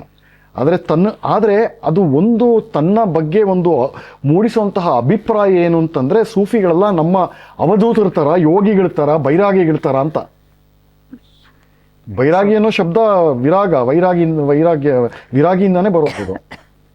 ಅದಕ್ಕೆ ಒಂದು ಸಮಾನಾಂತರವಾದ ಮಾಡಿ ಅವರು ಹಾಡು ಹೇಳ್ತಾರೆ, ವಿಚಿತ್ರ ವೇಷಭೂಷಣ ಮಾಡ್ಕೊಳ್ತಾರೆ. ಸೂಫಿ ಅಂತಂದ್ರೆ ದೇವರಿಗೋಸ್ಕರ ದಿವಾನಗಳು, ದೇವರಿಗೋಸ್ಕರ ಹುಚ್ಚ, ದೇವರಿಗೆ ಪಡೆಯೋಕ್ಕೋಸ್ಕರ ಹುಚ್ಚು. ಇದೆಲ್ಲ ಚೆನ್ನಾಗಿ ಆ ಇಮೇಜನ್ನು ಚೆನ್ನಾಗಿ ಈ ಮನುಷ್ಯ ತನ್ನ ಸುತ್ತಲೂ ಒಂದು ಹೆಣ್ಕೊಂಡಿದ್ದಾನೆ ಮನುಷ್ಯ. ಅವಾಗವಾಗ ಅಜ್ಮೇರ್ ಶರೀಫ್ ಅಂತ ಒಂದು ದರ್ಗಾ ಇದೆಯಲ್ಲ, ಅಲ್ಲಿಗೆ ಹೋಗ್ತಾರೆ. ಹೋಗೋದು ಮಾತ್ರವಲ್ಲ, ಅಲ್ಲೇ ದರ್ಗಕ್ಕೆ ಹತ್ರ, ಆ ದರ್ಗಾಗೆಲ್ಲ ಹತ್ರ ಇರುವಂಥ ಒಂದು ಜಾಗದಲ್ಲಿ ಮನೆ ಕೊಂಡ್ಕೊಂಡಿದ್ದಾರೋ ಕಟ್ಸಿದಾರೋ ಗೊತ್ತಿಲ್ಲ. ಪಬ್ಲಿಕ್ಕಲ್ಲಿ ಕೇಳಿದ್ರೆ, ಮತ್ತು ಪ್ರತಿ ಸಲ ಅವಾಗೆಲ್ಲ ಆರಂಭ ಕಾಲದಲ್ಲಿ ಪ್ರತಿ ಸಲ ಈ ಮನುಷ್ಯ ಅಲ್ಲಿ ಆ ದರ್ಗಾಗೆ ಹೋಗ್ತಾ ಇದ್ದಾಗ ಇಟ್ ವಾಸ್ ಹೈಲಿ ಪಬ್ಲಿಸೈಸ್ಡ್. ಮೀಡಿಯಾದವ್ರು ಬಂದು ಇಂಟರ್ವ್ಯೂ ತಗೊಳ್ಳೋದು, ಇಲ್ಲಿ ಬಂದಿದ್ದೀರಾ, ನಿಮಗೆ ಯಾಕೆ ಇದ್ರ ಬಗ್ಗೆ, ಸೂಫಿ ಇದ್ರ ಬಗ್ಗೆ ಅಷ್ಟೊಂದು, ಪಂಗಡದ ಬಗ್ಗೆ ಯಾಕೆ ಅಷ್ಟೊಂದು ಭಕ್ತಿ ಇದೆ ಅಂತಂದ್ರೆ, ಓಪನ್ ಆಗಿ ಅವರು ಇಂಗ್ಲಿಷ್ನಲ್ಲಿ ಹೇಳಿರೋದು, ಅಜ್ಮೇರ್ ಶರೀಫ್ ದರ್ಗಾ ಈಸ್ ಮೈ ಸ್ಪಿರಿಚುವಲ್ ಸ್ಯಾಂಕ್ಚುರಿ ಅಂತ. ಗಂಟುಗಟ್ಟಲೆ ದಿನಗಟ್ಟಲೆ ಅಲ್ಲಿ ನಾನು ಕವಾಲಿ ಕೇಳಿಕೊಂಡು, ಸೂಫಿಗಳ ಹಾಡು ಪದ್ಯಗಳೆಲ್ಲ ಕೇಳಿಕೊಂಡು ನನ್ನ ಕಾಲ ಕಳಿತೀನಿ. ಇಲ್ಲೇ ನನ್ನ ಸಂಗೀತಕ್ಕೆ ನನಗೆ ಪ್ರೇರಣೆ ಸಿಕ್ಕೋದು, ಸ್ಫೂರ್ತಿ ಸಿಕ್ಕೋದು ಅಂತ ಇದನ್ನೆಲ್ಲ ಪುಂಖಾನುಪುಂಖವಾಗಿ ಹೇಳ್ಕೊಂಡಿದ್ದಾನೆ. ನೀವು ಇದನ್ನ ಕಂಪೇರ್ ಮಾಡಬೇಡಿ ಇವ್ರ ಜೊತೆಗೆ. ಇದೇನಂತಂದ್ರೆ, ಈ ಸೂಫಿಗಳ ಇತಿಹಾಸ ವಿಶೇಷತಃ ಅಥವಾ ಪ್ರತ್ಯೇಕವಾಗಿ ಈ ಅಜ್ಮೇರ್ ಶರೀಫ್ ದರ್ಗಾ ಇದೆಯಲ್ಲ, ಅದು ನಿರ್ಮಾಣ ಮಾಡಿರುವಂಥದ್ದು ಯಾರ ಒಂದು ಪುಣ್ಯ ಸ್ಮೃತಿಗೆ ಅಂತಂದ್ರೆ, ಆತನ ಹೆಸರು ಮೊಯಿನುದ್ದೀನ್ ಚಿಶ್ತಿ ಅಂತ. ಈ ಮೊಯಿನುದ್ದೀನ್ ಚಿಶ್ತಿ ಯಾರು ಅಂತಂತಂದ್ರೆ, ಆ ಕಾಲದಲ್ಲಿ ಅಜಯ ಮೇರು, ಅದು ರಾಜಪೂತ ವಂಶದ ಒಂದು ಕವಲಾದಂತಹ ಚಾಹಮಾನ ರಾಜಪುತ್ರರು, ಚೌಹಾನ್ ಅಂತಾರಲ್ಲ ಸರ್, ಚಾಹಮಾನ ಕವಲ ಶಾಖೆಯ ರಾಜಧಾನಿಯಾಗಿತ್ತು. ಅದರ ಕೊನೆಯ ಮತ್ತೆ ಅತ್ಯಂತ ಪ್ರಬಲವಾದ ರಾಜನ ಹೆಸರು ಪೃಥ್ವಿರಾಜ್ ಚಾಹಮಾನ ಅಥವಾ 3ನೇ ಪೃಥ್ವಿರಾಜ. ಅವನು ಆಶ್ರಯ ಕೊಟ್ಟಂಥದ್ದು ಇದೇ ಮೊಯಿನುದ್ದೀನ್ ಚಿಶ್ತಿಗೆ. ಆಶ್ರಯ ಕೊಟ್ಟದ್ರ ಪ್ರತಿಫಲ ಬಹಳ ಜಾಣತನದಿಂದ ಎಲ್ಲರಿಗೂ ಮಂಕಬೂದಿ ಏರ್ಚಿಕೊಂಡು, ವಿಚಿತ್ರವಾದ ವಿಕಾರವಾದ ವೇಷಭೂಷಣ, ಭಕ್ತಿಯ ಆವೇಶ ಅಥವಾ ಆವೇಶದ ಭಕ್ತಿ, ಇದನ್ನೆಲ್ಲ ಒಂದು ಇಮೇಜ್ ಕಟ್ಟಿಕೊಂಡು ಅಲ್ಲಿರೋ ಅಮಾಯಕ ಹಿಂದೂ ಜನರನ್ನ ಕನ್ವರ್ಟ್ ಮಾಡೋದು. ಒಂದು ಶಪಥನ ತಗೊಂಡಿರ್ತಾನೆ, ಪ್ರತಿ ದಿವಸ ನಾನು ಅಟ್ಲೀಸ್ಟ್ ಮಿನಿಮಮ್ 1 ಗೋಮಾತೆಯನ್ನ ಹತ್ಯೆ ಮಾಡ್ತೀನಿ.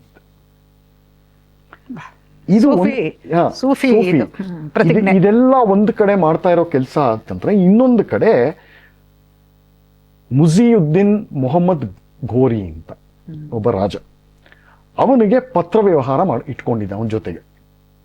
ಅಜಯಮೇರು ರಾಜಧಾನಿಯಲ್ಲಿ ಕೋಟೆ ಎಲ್ಲಿದೆ, ಅದರ ದ್ವಾರಗಳು ಎಲ್ಲೆಲ್ಲಿದೆ, ಹೇಗೆಲ್ಲ ಮುತ್ತಿಗೆ ಹಾಕ್ಬೋದು, ಅದರ ವೀಕ್ ಪಾಯಿಂಟ್ಸ್ ಯಾವುದು, ಯಾವ ಋತುವಿನಲ್ಲಿ ನೀನು ಅಟ್ಯಾಕ್ ಮಾಡಿದ್ರೆ ನಿನಗೆ ಅನುಕೂಲ ಆಗುತ್ತೆ, ಇದ್ರ ಬಗ್ಗೆ ವಿವರವಾಗಿ ಹೇರಳವಾದ ಪತ್ರ ವ್ಯವಹಾರ ನಿರಂತರವಾಗಿ ಇಟ್ಕೊಳ್ತಾ ಇದ್ದ.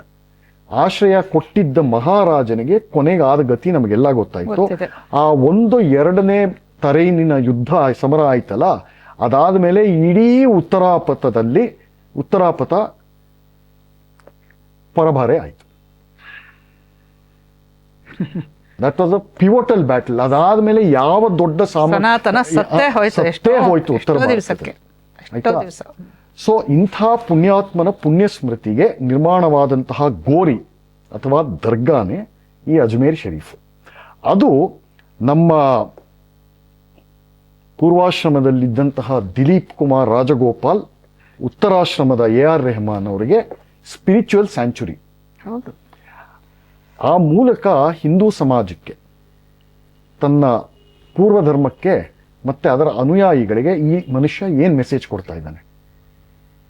ನಿಮಗೆ ದ್ರೋಹ ಮಾಡಿ ನಿಮ್ಮ ರಾಜನ್ನ ಕೊಂದು ನಿಮ್ಮ ಮೇಲೆ ನಿಮ್ಮ ಇದು ಆಸ್ತಿ ಪಾಸ್ತಿ ನಿಮಗೆ ಯಾವುದ್ಯಾವುದು ಪೂಜ್ಯ ಅನ್ಸುತ್ತೋ ಅದನ್ನೆಲ್ಲ ನಿರ್ನಾಮ ಮಾಡೋದಕ್ಕೆ ಕಾರಣಕರ್ತನಾದಂತಹ ಇವನು ನನಗೆ ಸ್ಪಿರಿಚುವಲ್ ಗುರು.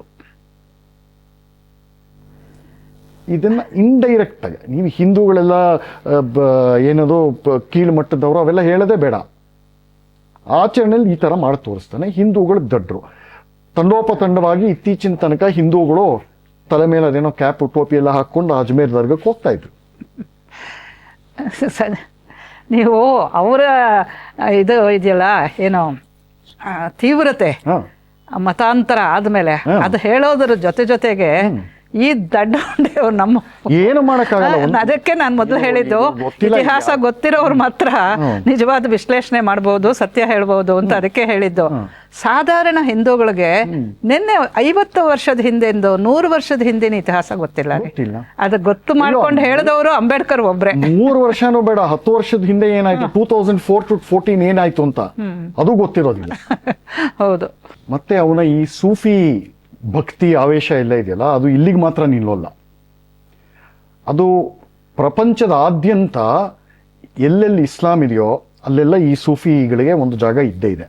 ಹಾಗಾಗಿ ಈಗ ಒಂದು ಸುಮಾರು 10-12 ವರ್ಷ ಅಥವಾ 8-10 ವರ್ಷ ಅಂತ ಇಟ್ಕೊಳ್ಳಿ, ಆ ಅವಧಿಯಲ್ಲಿ ಇವನು ಸಿಕ್ಕಾಪಟ್ಟೆ ಪ್ರಪಂಚದಾದ್ಯಂತ ಸೂಫಿ ಕಾನ್ಸರ್ಟ್ಸ್ ಮಾಡಕ್ಕೆ ಶುರು ಮಾಡಿದ್ದಾನೆ ರೆಹಮಾನ್. ದುಬೈಯಲ್ಲಿ ಇವೆಲ್ಲ ಟಿಕೆಟೆಡ್ ಕಾನ್ಸರ್ಟ್, ಏನು ಕಡಿಮೆ ಇಲ್ಲ, ಒಂದೊಂದು ಎಂಟ್ರಿ ಟಿಕೆಟ್ ಲಕ್ಷಗಳೆಲ್ಲ ಇರುತ್ತೆ. ಸೊ ದುಬೈಯಲ್ಲಿ, ಲಂಡನ್ನಲ್ಲಿ, ನ್ಯೂಯಾರ್ಕಲ್ಲಿ ಇಲ್ಲೆಲ್ಲ ಮಾಡಿಕೊಂಡು ಅದರಿಂದನೂ ಸಾಕಷ್ಟು ಗೆಬರ್ಕೊಳ್ತಾ ಇದ್ದಾನೆ. ಕಷ್ಟ.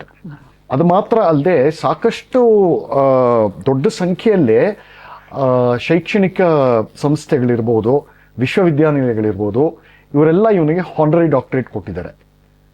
Middle ex college of music ಅಂತಿದೆ, ಐ ಥಿಂಕ್ ಅಮೆರಿಕಾಲೋ ಯುರೋಪಲ್ಲೋ ಇಲ್ಲ ಇದೆ, ಇಂಗ್ಲೆಂಡಲ್ಲೋ ಅಮೆರಿಕಾಲೋ ಇದೆ. ಅಲ್ಲಿ ಇವನಿಗೊಂದು ಹಾನರರಿ ಚೇರೋ ಏನೋ ಡಾಕ್ಟರೇಟೋ ಏನೋ ಇದೆ. ಆಮೇಲೆ ಮಿಡ್ಲ್ ಸೆಕ್ಸ್ ಯೂನಿವರ್ಸಿಟಿಲಿದೆ, ಯೂನಿವರ್ಸಿಟಿ ಆಫ್ ಮಯಾಮಿ ಫ್ಲೋರಿಡಾ ಅಲ್ಲಿದೆ ಹಾನರರಿ ಡಾಕ್ಟರೇಟ್, ಅಲ್ಲಿಂದ ಬಂದಿದೆ. ಈ ಥರ ಸಾಕಷ್ಟು ಜಾಗದಿಂದ. ಅಷ್ಟು ಮಾತ್ರ ಅಲ್ಲದೆ 2013 ಅನ್ಸುತ್ತೆ, ಮೌನಮುನಿಯಾದಂತಹ ಶ್ರೀ ಮನಮೋಹನ್ ಸಿಂಗ್ ಅವರು ಅವರ ಚರಮದಶೆಯಲ್ಲಿ ಅವರು ಪ್ರಧಾನಮಂತ್ರಿಗಳಾಗಿದ್ದ ಕಾಲದಲ್ಲಿ AR ರೆಹಮಾನ್ಗೆ ವೈಟ್ ಹೌಸಿಂದ ಒಂದು ಪರ್ಸನಲ್ ಆಗಿ ನಿಮಂತ್ರಣ ಬರುತ್ತೆ. ಬರಾಕ್ ಒಬಾಮಾ ಅವರು ಅವರ ಸಮ್ಮುಖದಲ್ಲಿ ಒಂದು ಡಿನ್ನರ್ ಕಾನ್ಸರ್ಟ್ ನೀವು ಪರ್ಫಾರ್ಮ್ ಮಾಡಬೇಕು ಅಂತ. ಎಷ್ಟು ಜನ ಸಂಗೀತಗಾರರಿಗೆ, ಸಂಗೀತ ನಿರ್ದೇಶಕರಿಗೆ ಇದು ಸಿಕ್ಕಿದೆ? ಹೇಗೆ ಇವೆಲ್ಲ ಸಿಗುತ್ತೆ? ಅದು ಒಂದು. ಎರಡನೇದು, ಅದೇ ಅವಧಿ ಮೌನ ಮುನಿಯ 2 ಅವಧಿ ಇತ್ತಲ್ಲ, ಟರ್ಮ್, ಆ ಅವಧಿಯಲ್ಲಿ ಭಾರತದ ಮೇಲೆ ನಡೆದಷ್ಟು ಜಿಹಾದಿ ಅಟ್ಯಾಕ್ಗಳು 78 ವರ್ಷದಿಂದ ನಡೆದಿಲ್ಲ. ಅದು ಎಲ್ಲರಿಗೂ ಗೊತ್ತು. ಸೊ ಆ ಜಿಹಾದಿ ಅಟ್ಯಾಕ್ಗಳು, ದಾಳಿಗಳ ಪೈಕಿ ಅತ್ಯಂತ ಬರ್ಬರವಾದದ್ದು, ಅತ್ಯಂತ ಹೇಯವಾದದ್ದು, ಅತ್ಯಂತ ಅವಮಾನಕಾರಿಯಾದಂಥದ್ದು 26/11 ತಾಜ್ ಹೋಟೆಲ್. ನವೆಂಬರ್ 26, 2008. ಈ ಮನುಷ್ಯ ಅದರ ಬಗ್ಗೆ ಒಂದು ಸ್ಟೇಟ್ಮೆಂಟ್ ಕೊಟ್ಟಿದ್ದಾನ ಹೇಳಿ. ಯಾಕೆ ಕೊಡಬೇಕು, ಅದೇ ಉದ್ದೇಶ ಆಗಿರೋವಾಗ. ಆದರೆ ತನ್ನ ಕಾನ್ಸರ್ಟ್ಸ್ಗೆಲ್ಲ ಏನೇನು ಕೊಟ್ಕೊಳ್ಳೋದು ವಿಶೇಷಣೆ, ವರ್ಲ್ಡ್ ಪೀಸ್, ಇನ್ಕ್ಲೂಸಿವ್, ಹೈಯರ್ ಕಾಸ್, ಚಾರಿಟಿ, ಹ್ಯುಮ್ಯಾನಿಟಿ, ಈ ವಿಶೇಷಣಗಳು ತಾನೇ ಕೊಡೋದು. ಹೌದು. ಬಾಯಿಂದ ಒಂದು ಮಾತು ಬರೋದು ಬೇಡ. ನಮ್ಮ ದೇಶದ ಸೋದರರೇ ಅವರು ಆಗಿದ್ದು ಮುಂಬೈಯಲ್ಲಿ,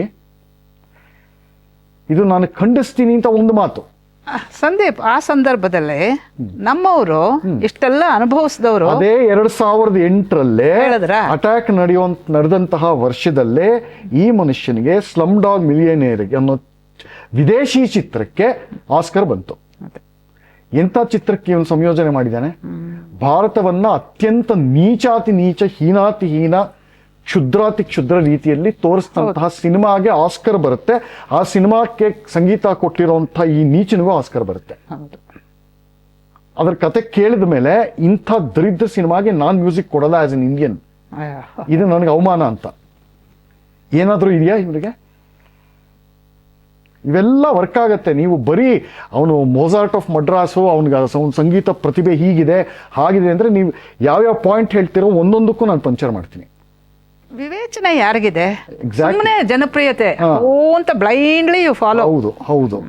ನಮ್ಮ ಮಹಾರಾಣಾ ಪ್ರತಾಪರ ಅವ್ರ ಕಲೆಕ್ಟೆಡ್ ರೈಟಿಂಗ್ಸ್ ಹಾಗೆ ನೋಡ್ತಾ ಇದ್ದೆ ನಾನು. ಒಂದು ಕಡೆ ಎಷ್ಟು ಸಲ ಎಷ್ಟು ಕೋಟಿ ಪ್ರಣಾಮಾಂಜಲಿ ಕೊಟ್ಟರು ಕಡಿಮೆನೇ ಆ ಮನುಷ್ಯಂಗೆ, ಪುಣ್ಯಾತ್ಮ. ಅವ್ರೊಂದ್ ಕಡೆ ಹೇಳ್ತಾರೆ, ಈ ರಾಜಪೂತರ ಪಂಗಡಗಳ ಅನೇಕ ವಂಶಗಳು ಅವರೆಲ್ಲ ಸೋತು ಶರಣಾಗ್ಬಿಡ್ತಾರಲ್ಲ, ಅಕ್ಬರನ್ ದಾಸನ್ ತರ ನಡ್ಕೊಳ್ತಾರಲ್ಲ ಅಂತವ್ರ ಬಗ್ಗೆ ಹೇಳ್ತಾನೆ. ಈ ಕ್ಷುದ್ರ ಜಂತುಗಳು ಯಾವ ವರ್ಗಕ್ಕೆ ಸೇರ್ತಾರೆ ಅಂತಂದ್ರೆ, ಜನನಿ ಮತ್ತೆ ಜನ್ಮಭೂಮಿನ ಒಂದೇ ತಕ್ಕಡಿ ಮೇಲಿಟ್ಟು ಯಾವ್ದ್ರ ತೂಕ ಜಾಸ್ತಿ ಆಗುತ್ತೋ ಅದನ್ನು ಫಸ್ಟ್ ಮಾರ್ತಾರೆ ಅಂತ. ಒಂದು ಕಡೆ ಬರ್ದಿದ್ದಾರೆ ಮನುಷ್ಯ. ಅಷ್ಟೋ ಜನಗಳ ಪೈಕಿ ಅಕ್ಬರ್ಗೆ ಸಾಯೋ ತನಕ ತಲೆ ಬಾಗಲಿಲ್ಲ. ಅಯ್ಯೋ.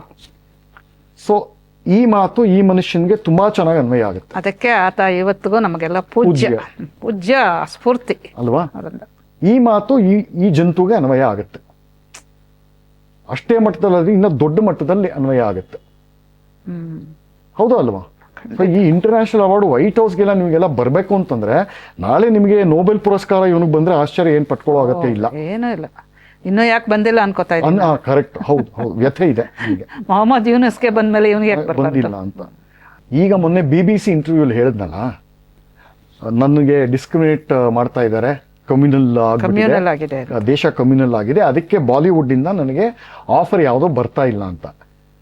ಆಯ್ತು, ಇಡೀ ಭಾರತೀಯ ಚಲನಚಿತ್ರ ಇತಿಹಾಸದಲ್ಲಿ ಒಬ್ಬನೇ ಒಬ್ಬ ನಿರ್ದೇಶಕ, ನಿರ್ಮಾಪಕ, ಸಿನಿಮ್ಯಾಟೋಗ್ರಫರ್, ಲಿರಿಸಿಸ್ಟು, ಸಂಗೀತ ನಿರ್ದೇಶಕ ಹಿಂದೂ ಈ ಮಾತು ಹೇಳಿದಾನ?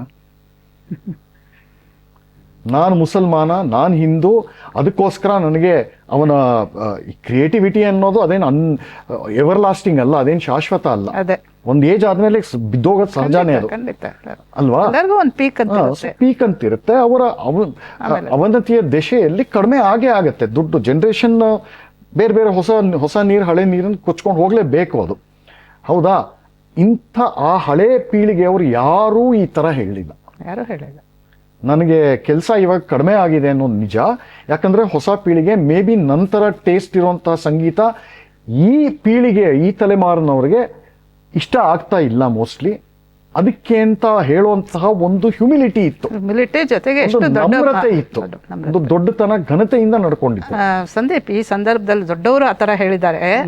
ಆದ್ರೆ ಸಣ್ಣ ಸಣ್ಣವರೇನು ಚಿಕ್ಕ ವಯಸ್ಸಿನವರು, ಸೋನು ನಿಗಮ್ ಅಂತ ಅವ್ರಿಗೆ ಕೆಲಸ ಇಲ್ಲದೆ ಅವ್ನು ಯಾವ ತರ ಹೇಳ್ಕೊಂಡಿದ್ದ ಹಿಂದೂ, ಅದಕ್ಕೆ ಖಾನಗಳು ಬಂದ್ಮೇಲೆ ಗೋವಿಂದ ಕೆಲಸ ಹೋಯ್ತಲ್ಲ, ಅವರೆಲ್ಲ ಹೇಳ್ಕೊಂಡ್ರ ಆತರ.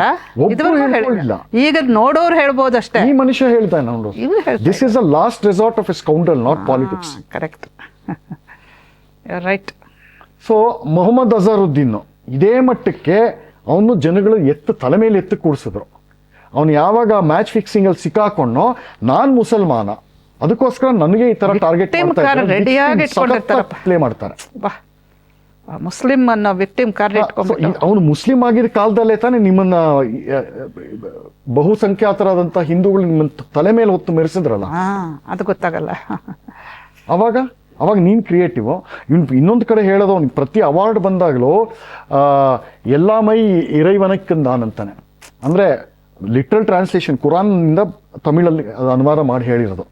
ಅಂತಂದ್ರೆ ಇದೆಲ್ಲ ಕ್ರೆಡಿಟ್ಟು ಶ್ರೇಯಸ್ಸು ಇರೈವನ್ ಅಂದ್ರೆ ಅಲ್ಲಾಗೆ ಸೇರ್ಬೇಕಾದ್ದು ಅಂತ. ಹೌದು. ಸೊ ನಿಮ್ಮ ಉಚ್ಛ್ರಾಯ ಸ್ಥಿತಿಲಿದ್ದಾಗ ಇದು ಇರೈವನಕ್ಕೆ ಥ್ಯಾಂಕ್ಸು, ಅಲ್ಲಾಗೆ ಥ್ಯಾಂಕ್ಸು, ನಿನ್ನ ಟ್ಯಾಲೆಂಟಿಗೆ ಥ್ಯಾಂಕ್ಸು.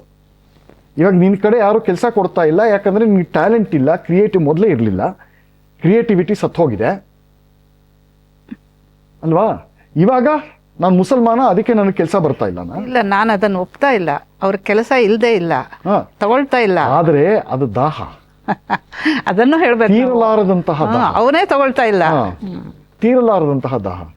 ಸುಳ್ಳು. ಈ ಮಾತು ಯಾರ ಬಾಯಿಂದ ಬರ್ತಾ ಇದೆ ಅಂದ್ರೆ, ಛಾವಾ ಅನ್ನೋ ಸಿನಿಮಾ ಒಳ್ಳೆ ಸಿನಿಮಾ, ತುಂಬಾ ಇತಿಹಾಸದ ಭದ್ರ ಆಧಾರದ ಸಂಭಾಜಿ ಮಹಾರಾಜ್ ಔರಂಗಜೇಬ ಅಲ್ವಾ.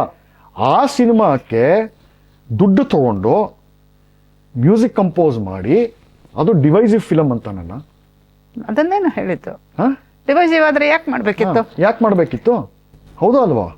ಈಗ ಕೆಲವು ವರ್ಷಗಳ ಕೆಳಗೆ ಆವರಣ ಬಂತಲ್ಲ, ದೊಡ್ಡ ಜಗಳ ಎಲ್ಲ ಆಯ್ತಲ್ಲ ಭೈರಪ್ಪನವ್ರದ್ದು. ಆ ಹೊಸ್ತರಲ್ಲಿ ನ್ಯೂಸ್ ಪೇಪರಲ್ಲಿ ಪರ ವಿರೋಧ ಬರ್ತಾ ಇತ್ತಲ್ಲ, ಅವಾಗ ಗಿರೀಶ್ ಕಾರ್ನಾಡ್ ಒಂದ್ಸಲ ಬರ್ದಿದ್ರು, ಭೈರಪ್ಪನವ್ರು ಇಂಥ ಕಮ್ಯುನಲ್ ಲೇಖಕರು ಅಂತ ನನಗೆ ಗೊತ್ತಿದ್ದಿದ್ರೆ ನಾನು ಅವರು ಕಾದಂಬರಿ ಆಧಾರಿತ ತಬ್ಬಲಿ ನೀನ ಮಗನೇ ಸಿನಿಮಾನೇ ತೆಗೆದ. ಅವಾಗ ಯಾರೋ ರಿಬಟಲ್ ಕೊಟ್ರು, ಸರಿ ಹೇಳನ್ ಒಂದ್ಸಲ ತಿಂದಿದ್ಯಾ ಗೊತ್ತಿದ್ದು ಇನ್ನೊಂದ್ಸಲ ಯಾಕೆ ತಿಂದೆ ಅಂತ. ನೋಡಿ, ಇವರೆಲ್ಲ work on the same mentality. Sick mentality. ಇದು ಮೆಂಟಾಲಿಟಿ. ಏನಕ್ಕೆ ತಗೊಂಡೆ ದುಡ್ಡು ಚಾವಾಗೆ, ನಿಮ್ಗೆ ಡಿವೈಸಿವ್ ಅಂತ ಅವಾಗ ಅನ್ನಿಸ್ಲಿಲ್ವಾ? ಅಲ್ವಾ. ಅಷ್ಟು ಮಾತ್ರ ಅಲ್ಲ, ಇನ್ನೊಂದು ಮುಂದೆ ಬರ್ತಾ ಇದೆ ಒಂದು ಸಿನಿಮಾ, ದೊಡ್ಡ ಸ್ಕೇಲಲ್ಲಿ, ರಾಮಾಯಣ 2 ಭಾಗದಲ್ಲಿ. ಅದಕ್ಕೆ ತಗೊಂಡ್ರಲ್ಲ, ಅದಕ್ಕೆ ಸೈನಿಂಗ್ ಅಮೌಂಟ್ ಇಸ್ಕೊಂಡಿರ್ತಾನೆ. ಬೈಬೇಕಾಗಿರೋದು ಈತನನ್ನಲ್ಲ, ಅದನ್ನ ತೆಗಿತಾ ಇರೋದು ಹಿಂದೂಗಳನ್ನ. ಕರೆಕ್ಟ್. ಅದಕ್ಕೆ ಬೈಬೇಕು ಅವ್ರನ್ನ. ಹಿಂದೂಗಳಿಗೆ, ಸನಾತನಿಗಳಿಗೆ ಜಪ್ಪಯ್ಯ ಅಂದ್ರೆ ಪ್ರಳಯ ಆದ್ರೂ ಬುದ್ಧಿ ಬರಲ್ಲ, ಪ್ರಳಯ ಆಗೋಗುತ್ತೆ ಅಷ್ಟೇ, ಎದ್ದೇಳೋದಿಲ್ಲ. ಹೌದು. ಈ ಮಟ್ಟಕ್ಕ ನಾನು ಈ ಪರ್ಷಿಯನ್, ಫಾರ್ಸಿ, ಬೇರೆ ಬೇರೆ ಮೂಲ ದಾಖಲೆಗಳೇ ನೋಡ್ತಾ ಇರ್ತೀನಿ, ಇನ್ವೇಡರ್ಸ್, ಇನ್ಫಿಡಲ್ಸ್, ಇದಕ್ಕೆಲ್ಲ. ಅದರಲ್ಲೆಲ್ಲ ಆ ಕ್ರಾನಿಕಲರ್ಸು ಬರೆಯುವಂಥದ್ದು ಹಿಂದೂಗಳಿಗೆ ಕೆಟ್ಟ ಕೊಳಕ ಶಬ್ದಗಳು ಇಲ್ಲೆಲ್ಲ ಮಾತು ಆಡಕ್ಕಾಗಲ್ಲ, ಅಷ್ಟು ಅಸಹ್ಯವಾಗಿ ಬರೆದಿದ್ದಾರೆ. ಆ ಎಲ್ಲ ಒಂದು ಹೀನಾಯವಾಗಿ ಬೈದಂತಹ ಒಂದು ಕಾಮನ್ ಥ್ರೆಡ್ ಏನು ಅಂತಂದ್ರೆ, ಈ ಕಾಫಿರ್ಗಳಿಗೆ ಆತ್ಮಗೌರವ ಇಲ್ಲ ಅಂತ. ಈ ಮಾತು ಈ ರಾಮಾಯಣ ಹಿಂದೂ ಪ್ರೊಡ್ಯೂಸರ್ಸ್ ಇದಾರಲ್ಲ, ಅವ್ರಿಗೆ ತುಂಬಾ ಚೆನ್ನಾಗಿ ಅನ್ವಯ ಆಗುತ್ತೆ, ಸಂದೇಹನೇ ಇಲ್ಲ ಅಲ್ವಾ. ಖಂಡಿತ. ಯಾವ ದೇವಸ್ಥಾನಕ್ಕೆ ಮಾಡಿದಾನೆ, ಈ ಸೂಫಿ ಕಾನ್ಸರ್ಟ್ ಮಾಡ್ತಾನಲ್ಲ, ಯಾವ್ದಾರ ನಮ್ಮ ಕ್ಲಾಸಿಕಲ್ ಕಚೇರಿಗೆ ಮಾಡಿದಾನ, ಯಾವ್ದಾರ ದೇವಸ್ಥಾನದಲ್ಲಿ ಕಾನ್ಸರ್ಟ್ ಮಾಡಿದಾನ? ನೋಡ್ರಿ, ನಿಮ್ ಜನ, ನಮ್ಮ ಹಿಂದೂಗಳು, they don't even expect such A thing. ಆಮೇಲೆ ಅವ್ರು ಏನ್ ಮಾಡ್ತಾರೋ ಅದನ್ನೇ ಹೋಗೋ ಅಂತಾರೆ, ಬೇರೆ ತರ ಇದೆ ಅನ್ನೋದಕ್ಕೆ. ಈ ಸಂದರ್ಭದಲ್ಲಿ ಸಂದೀಪ್, ಈ ಮನುಷ್ಯ ಇಷ್ಟೆಲ್ಲ ಹೇಳ್ತಾನಲ್ಲ, ಕಮ್ಯುನಲ್ಲೂ ನನಗೆ ಕೆಲಸ ಸಿಗ್ತಾ ಇಲ್ಲ ಅಂತ, ಅವನ ಕೆರಿಯರ್ ಸಕ್ಸಸ್ಸು ಜೊತೆಗೆ ಅವನು ಕಟ್ಕೊಂಡಂತಹ ನಡೆಸ್ತಾ ಇರುವಂತಹ ದೊಡ್ಡ ಸಾಮ್ರಾಜ್ಯ, ಇದ್ರ ಮೂಲಧನ ಎಲ್ಲಿಂದ ಬಂತು? ದುಡ್ಡು ಕೊಟ್ಟು ಸಿನಿಮಾಗಳು ನೋಡಿ ಕ್ಯಾಸೆಟ್ ಕೊಂಡ್ಕೊಂಡು ಹಿಂದೂಗಳಿಂದ ಬಂತು. ಖಂಡಿತ. ಹುಚ್ಚರು ನಿಜವಾಗ್ಲು, ಸಿನಿಮಾ ನೋಡೋ ಹುಚ್ಚತನ ನಿಜವಾಗ್ಲು. ಹೌದು. ಒಂಚೂರು ಆತ್ಮಗೌರವ ಬೇಡವಾ? ಇಲ್ಲವೇ ಇಲ್ಲ. ಅಲ್ಲ, ಓಪನ್ ಆಗಿ ಹೇಳ್ತಾನೆ, ಬರಬೇಡ. ಅವ್ರ ತಾಯಿ ಹೇಳ್ತಾರೆ, ಬರಬೇಡ ನಿನ್ ಮನೆಗೆ, ಇದೆಲ್ಲ ಕುಂಕುಮ, ವಿಭೂತಿ, ಲಾಂಛನಗಳ ಇಟ್ಕೊಂಡು ಬರಬೇಡ ಅಂತ ಹೇಳಿ. ಇದು ಪಬ್ಲಿಕ್ ನ್ಯೂಸ್ ಆದ್ರೂ ಕೂಡ ಒಂದು ಹಿಂದೆ ಹೋಗ್ತಿರಲ್ಲ, ಏನು ಅನ್ಸಲ್ವಾ? ಖಂಡಿತ ಏನೋ ಅನ್ಸೋಲ್ಲ ಜನಗಳಿಗೆ ಅಂತ ಕಾಣುತ್ತೆ. ಅದಕ್ಕೋಸ್ಕರವಾಗಿ ಇವರು ಇಂಥ ಸಾಮ್ರಾಜ್ಯಗಳನ್ನ ಕಟ್ಕೊಂಡು ಕೊನೆಗೆ ನಿಮಗೆ ಒದಿತಾರೆ ಕೊನೆಗೆ ಅಲ್ವಾ? ಖಂಡಿತ. ಚಿಷ್ಟಿ ಅದೇ, ಇದು ಸೇಮ್ ಅಲ್ಲಿಂದ ಇಲ್ಲಿಗೆ ಅದು ಧಾರಾಕಾರವಾಗಿ ಬರ್ತಾನೆ ಇದೆ. ಆಮೇಲೆ ಇಷ್ಟು ಅವರ ಮೆಂಟಲ್ ಬಯಾಸ್ ಅದೆಲ್ಲ ಹೇಳಿದ್ವಿ, ಜೊತೆಗೆ ಸುಳ್ಳು ಕೂಡ. ಈಗ ಅವಳು ಕಂಗನಾ ರನೌತ್ ಪಾಪ ಆಕೆ ಹೇಳಿದ್ರು ಎಮರ್ಜೆನ್ಸಿ ಸಿನಿಮಾ ತಂದ್ರಲ್ಲ, ಹೌದು, ಅದಕ್ಕೆ 2-3 ಸತಿ ಕಳೆದ ಅದು ಡಿವೈಸ್ ನೀವು ಬೇರೆ ತರ ಸಿನಿಮಾ ಮಾಡ್ತೀರಿ ಅದಕ್ಕೆ ಬರೋಲ್ಲ ಅಂತ ಹೇಳದ್ನಂತ. ಅಂದ್ರೆ ಕೆಲಸ ಇಲ್ಲ ಅಂತ ಹೇಳೋದು, ಕರೆದ್ರೆ ಬರದೇ ಇರೋವಂಥದ್ದು ಯಾರು ತಪ್ಪು? ಸುಳ್ಳು ಹೇಳ್ಬಹುದಾ ಹೀಗೆ? ಹೇಳ್ತಾರೆ. ಅಯ್ಯೋ ರಾಮ, ನೋಡಿ ಏನಂತಂದ್ರೆ ಬರ್ತಾ ಇರುವಂತಹ ಒಂದು ಹಣದ ಪ್ರವಾಹ ಇವೆಲ್ಲ ಕಡಿಮೆ ಆಗೋಗಿದೆ, ತುಂಬಾ ಗಣನೀಯವಾಗಿ ಕಡಿಮೆ ಆಗಿರೋದ್ರಿಂದಾನೇ ಈ ಸ್ಟೇಟ್ಮೆಂಟ್ ಕೊಟ್ಟಿದ್ದು ಅಂತ ಸ್ಪಷ್ಟವಾಗಿ ಗೊತ್ತಾಗುತ್ತೆ. ಇನ್ಯಾಕೆ ಬೇಕಪ್ಪ ದುಡ್ಡು, ಇಷ್ಟಿರೋದೇ ಇದೇ ಉತ್ಪತ್ತಿ ಮಾಡುತ್ತೆ. ಎಷ್ಟಿದ್ರೆ ಕಮ್ಮಿ ಅವರಿಗೆಲ್ಲ, ಹೌದಾ ಅಲ್ವಾ? ಇಷ್ಟೆಲ್ಲ ಹೇಳ್ತಾನಲ್ಲ, ಇನ್ಕ್ಲೂಸಿವ್, ಇನ್ನೊಂದು ಲಿಬರಲ್ ಅಂತೆಲ್ಲ ಹೇಳ್ತಾನಲ್ಲ ಪುಣ್ಯಾತ್ಮ, ಅವನ ಮಗಳನ್ನ ಇನ್ನ ಯಾಕೆ ಬುಡಕದಲ್ಲೇ ಇಟ್ಟಿದ್ದಾನೆ? ಫಾರ್ವರ್ಡ್ ಲುಕಿಂಗ್, ಪ್ರೋಗ್ರೆಸಿವ್ ಅಂತ ಹೇಳ್ಕೊಳ್ತಾನೆ. ಇದಕ್ಕೆ ತಸ್ಲೀಮಾ ನಸ್ರಿನೇ ಹೇಳಿದಾಳೆ. ಹೌದು, ಒನ್ಸ್ ಈ ತರ ಆದಾಗ ಹಳೇದೆಲ್ಲ ತೆಗಿತಾರೆ ಜನಗಳು. ಇದು ನಾನು ಕಪೋಲ ಕಲ್ಪಿತ ಯಾವುದೂ ಅಲ್ಲ, ಎಲ್ಲ ಪಬ್ಲಿಕ್ ಡೊಮೈನ್ ಅಲ್ಲಿ ಇರೋದೇ ನಾನು ಇಲ್ಲಿ ತನಕ ಹೇಳಿರೋದು. ಹೌದು, ಇಂಥ ನಡವಳಿಕೆ ಯಾರು ಇಳಿಯರಾಜ ಮಾಡಿದ್ರೆ, ಆರೋಗೆಂಟ್ ಇರ್ಬೋದು, ಇರಲಿ, ಅದೇ ಬೇರೆ ಇದೇ ಬೇರೆ. ಇಂಥ ಯಾವ ಕೆಲಸನೂ ಮಾಡಿಲ್ಲ. ಇಲ್ಲ ಹೇಳ್ದಂಗೆ ನೀವು ಇಡೀ ಇಂಡಸ್ಟ್ರಿನ ಬೇಕಾದಷ್ಟು ನೂರಾರು ಜನ ಬಂದ್ರು, ತುಂಬಾ ಪ್ರತಿಭಾವಂತರು, ಇವತ್ತಿಗೂ ಅದನ್ನು ಕೇಳೋದಕ್ಕೆ ಜನ ತಹತಹ ಮಾಡ್ತಾರೆ. ಮೊನ್ನೆ ಯಾವುದೋ ಒಂದು ಪ್ರಿಯಂ ವಾಣಿ ಪಂಡಿತ್ ಅಂತ ಆಕೆ, ಅವರು ರಾಗೀತ್ ಅಂತ ಒಂದು ಕಾರ್ಯಕ್ರಮ ಮಾಡ್ತಾ ಇದ್ದಾರೆ. ಈ ಸಂಗೀತ ಹಾಡುಗಳು ಯಾವ ರಾಗದ ಮೇಲೆ ಬೇಸಾಗಿದೆ ಅನ್ನೋದನ್ನ ತಗೊಂಡು ತಮಿಳಲ್ಲೂ ತುಂಬಾ ಮಾಡ್ತಾರೆ. ಅದರ ಜೊತೆಗೆ ಆ ಸಂದರ್ಭಗಳನ್ನ, ಆ ರಾಗಗಳನ್ನ, ಅದು ಎಷ್ಟು ಇಂಪಾಗಿರುತ್ತೆ ಅಂತ ಹೇಳಿದ್ರೆ ನಾನು 2 ದಿವಸ ಒಂದೇ ಸಮ ಕೇಳ್ತಾ ಇದ್ದೆ. ಅದೆಲ್ಲ ಹಳೆ ಹಾಡುಗಳೇ, ನೀವು ಅದನ್ನೇ ಹೇಳ್ತಾ ಇರೋದು. ಅಂತ ಹಾಡು ಒಂದು ಕೊಟ್ಟಿದ್ದಾರೆ. ಇದು ಅದಕ್ಕೆ ನಮಗೆ ಜೈ ಹೋಗೆ ಬಂದಾಗ ಬೇಜಾರಾಯ್ತು. ಇನ್ನೂ ಒಂದು ಅವರ ಸಂಗೀತ ಪ್ರತಿಭೆ ದೊಡ್ಡ ನಿದರ್ಶನ, ಉಜ್ವಲ ನಿದರ್ಶನ. ಆ ಹಾಡು ಸಾಹಿತ್ಯ ಅನ್ನೋದಿಲ್ಲ, ಪದಗಳು ಅಂತ ಇಟ್ಕೊಳ್ಳಿ, ಶಬ್ದ ಅಕ್ಷರಗಳ ಜೋಡಣೆ. ಓಕೆ, ಆ ಹಾಡು ಹಾಡ್ತಾ ಇರಿದ್ರೆ ಅದು ಯಾವ ಭಾಷೆ ಅಂತನೂ ಗೊತ್ತಾಗಲ್ಲ. ಅವರು ತಮಿಳ, ತೆಲುಗ, ಹಿಂದಿನ, ಮಲಯಾಳಿನ ಯಾವ್ದು ಅಂತ ಗೊತ್ತಾಗಲ್ಲ. ಅಬ್ಬರ ಇರುತ್ತಲ್ಲ ಅದು, ಅದ್ರಲ್ಲಿ ಕೊಚ್ಕೊಂಡು ಹೋಗ್ಬಿಡುತ್ತೆ. ಮ್ಯೂಸಿಕ್ ಭಾಷಾತೀತ ಅಂತ ತೋರಿಸಿರ ಈ ತರ ಸಾಹಿತ್ಯ ಹಾಳು ಮಾಡಿದ್ದಾಯ್ತು, ಹ್ಯೂಮನ್ ಕ್ರಿಯೇಟಿವಿಟಿ ಹಾಳು ಮಾಡಿದ್ದಾಯ್ತು, ಇನ್ನೇನು ಉಳಿದಿದೆ? ಈಗ ಸಂದೀಪ್, ನೀವು ಅನೇಕ ಮುಖಗಳಲ್ಲಿ ಈ ಒಂದು ಪ್ರಸಂಗನ ವಿಶ್ಲೇಷಣೆ ಮಾಡಿದ್ರಿ. ಕೇಳೋರಿಗೆ ನಿಜವಾಗ್ಲೂ ಇದರ ಹಿನ್ನೆಲೆ ಏನು ಅಂತ ಸ್ಪಷ್ಟ ಆಯ್ತು. ಈ ಒಬ್ಬ ವ್ಯಕ್ತಿ ಇದಿಷ್ಟಲ್ಲದೆ ಇದಕ್ಕೆ ಇನ್ನೂ ಒಂದು ವ್ಯಾಪಕವಾದಂತಹ ವೈಶ್ವಿಕ ಹಿನ್ನೆಲೆ ಇದೆ ಅಂತ ನನಗನ್ನಿಸ್ತಾ ಇದೆ. ಏನಂತ ಹೇಳಿದ್ರೆ, ಈಗ ನೋಡಿ, ನೀವೇ ಹೇಳಿದ್ರಿ, ಅವರಿಗೆ ಜಗತ್ತಿನಲ್ಲಿ ಏನೇನು ಅವಾರ್ಡ್ಗಳು ಕೊಡ್ಬೋದು ಎಲ್ಲನೂ ಕೊಟ್ಬಿಟ್ಟಿದ್ದಾರೆ. ಇದೆಲ್ಲ ಕೊಡ್ತಾ ಇರೋರು ಯಾರು? ಯುರೋಪಿಯನ್ ಕಂಟ್ರೀಸ್ ಆಗಲಿ, ಅಮೆರಿಕ ಆಗಲಿ, ಆಸ್ಟ್ರೇಲಿಯಾ, ಎಲ್ಲರೂ ಕೊಡ್ತಾ ಇದ್ದಾರೆ. ಇಲ್ಲಿರೋ ಅಂಥ ಅಂದರೆ ಇಡೀ ಜಗತ್ತಿನಲ್ಲಿ ಬೇರೆ ಎಲ್ಲದನ್ನು ತುಳಿದು ತಾವು ಮೇಲೆ ಬರಬೇಕು ಅನ್ನೋ ಒಂದು ಇದು ಇದೆಯಲ್ಲ, ಜಿಹಾದಿ ಮೆಂಟಾಲಿಟಿ ಇದೆಯಲ್ಲ, ಅದು ಕೆಲಸ ಮಾಡ್ತಾ ಇದೆ ಇಲ್ಲಿ ಅನ್ನೋದು ತುಂಬಾ ಸ್ಪಷ್ಟ ಗೊತ್ತಾಗುತ್ತೆ. ಈಗ ನಿಮಗೆ ಕಣ್ಣಿಗೆ ರಾಚೋ ಹಾಗೆ ಓಯಿಸಿ ಇವರೆಲ್ಲ ಮಾಡ್ತಾರಲ್ಲ, ಕಣ್ಣಿಗೆ ರಾಚೋ ಹಾಗೆ ಮಾಡಲ್ಲ. ಸಂಗೀತ ಅಂದ್ರೇನೆ ನಮ್ಮ ಒಳಗಿರೋ ಬೇರೆ ಯಾವುದೋ ಒಂದು ತಂತುನ ಮಿಡಿಯುತ್ತೆ ಅದು. So very subtle. ಹಾಗಾಗಿ ಇದನ್ನ ಯಾವುದೋ ಆರೋಪಣೆ ಮಾಡೋಕ್ಕಾಗಲ್ಲ. ಅವ್ರ ಇಮೇಜ್ ಅದಕ್ಕೆ ಅಷ್ಟು ಚೆನ್ನಾಗಿ PR ಮಾಡಿ ಇಟ್ಕೊಂಡಿರೋದು ಅಲ್ವಾ? ಮಿತಭಾಷಿ, ಧ್ಯಾನಶೀಲ, ಇಂಥದ್ದೆಲ್ಲ ಚೆನ್ನಾಗಿ ತಾವಾಯ್ತು, ತಂಪಾಡಾಯ್ತು, ತಮ್ಮ ಸಂಗೀತ ಆಯ್ತು, ಇಂಥದ್ದೆಲ್ಲ ಕ್ರಿಯೇಟ್ ಮಾಡಿದವ್ರು ಇದಕ್ಕೋಸ್ಕರನೇ. ಅದ್ರ ಹಿಂದೆ ಏನೇನು ನಡೀತಾ ಇದೋ ಯಾರಿಗೂ ಗೊತ್ತಿಲ್ಲ. ನಾನು ಹೇಳಿದ್ದೆಲ್ಲ ಮತ್ತೆ ಈಗ ಪಬ್ಲಿಕ್ ಅಲ್ಲಿ ಇರುವಂಥದ್ದೆಲ್ಲ ಬಾಳ ಇಟ್ ಈಸ್ ಅ ಫ್ರಾಕ್ಷನ್ ಅಷ್ಟೇ. ಹೌದು, ಖಂಡಿತ. ಹಿಂದ್ಗಡೆ ಪರದೆ ಹಿಂದೆ ಏನೇನೆಲ್ಲ ಘೋರಗಳು ನಡೀತಾ ಇರುತ್ತೋ ಯಾರಿಗೂ ಗೊತ್ತು? ಅದು ಗೊತ್ತೂ ಆಗಲ್ಲ, ಗೊತ್ತಾಗಕ್ಕೆ ಸಾಧ್ಯನೂ ಇಲ್ಲ. ಆದಾಗ್ಲೇ ನಮಗೆ ಗೊತ್ತಾಗಲ್ವಾ? 26/11 ಬಂದು ಸ್ಟ್ರೈಕ್ ಮಾಡಿದಾಗಲೇ ಗೊತ್ತಾಗಿತ್ತು. ಎಷ್ಟೋ ಜನ ಅದು ಗೊತ್ತಿದ್ರು ಸುಮ್ಮನೆ ಇರ್ತಾರೆ ಅಂತ ಕಾಣುತ್ತೆ. ದೇಶದ ಪರಿಸ್ಥಿತಿ ಇದೆ. ನೀವು ಹೇಳಿದ್ದು ಒಂದು ಎಲಿಮೆಂಟ್ ಖಂಡಿತ is a very very intelligent artistic tool. Very shrewd. Used by a bigger. Used by ಇಲ್ಲಮ್ಮ, he allowed himself to be used. ಆಯ್ತು ಅಲ್ವಾ?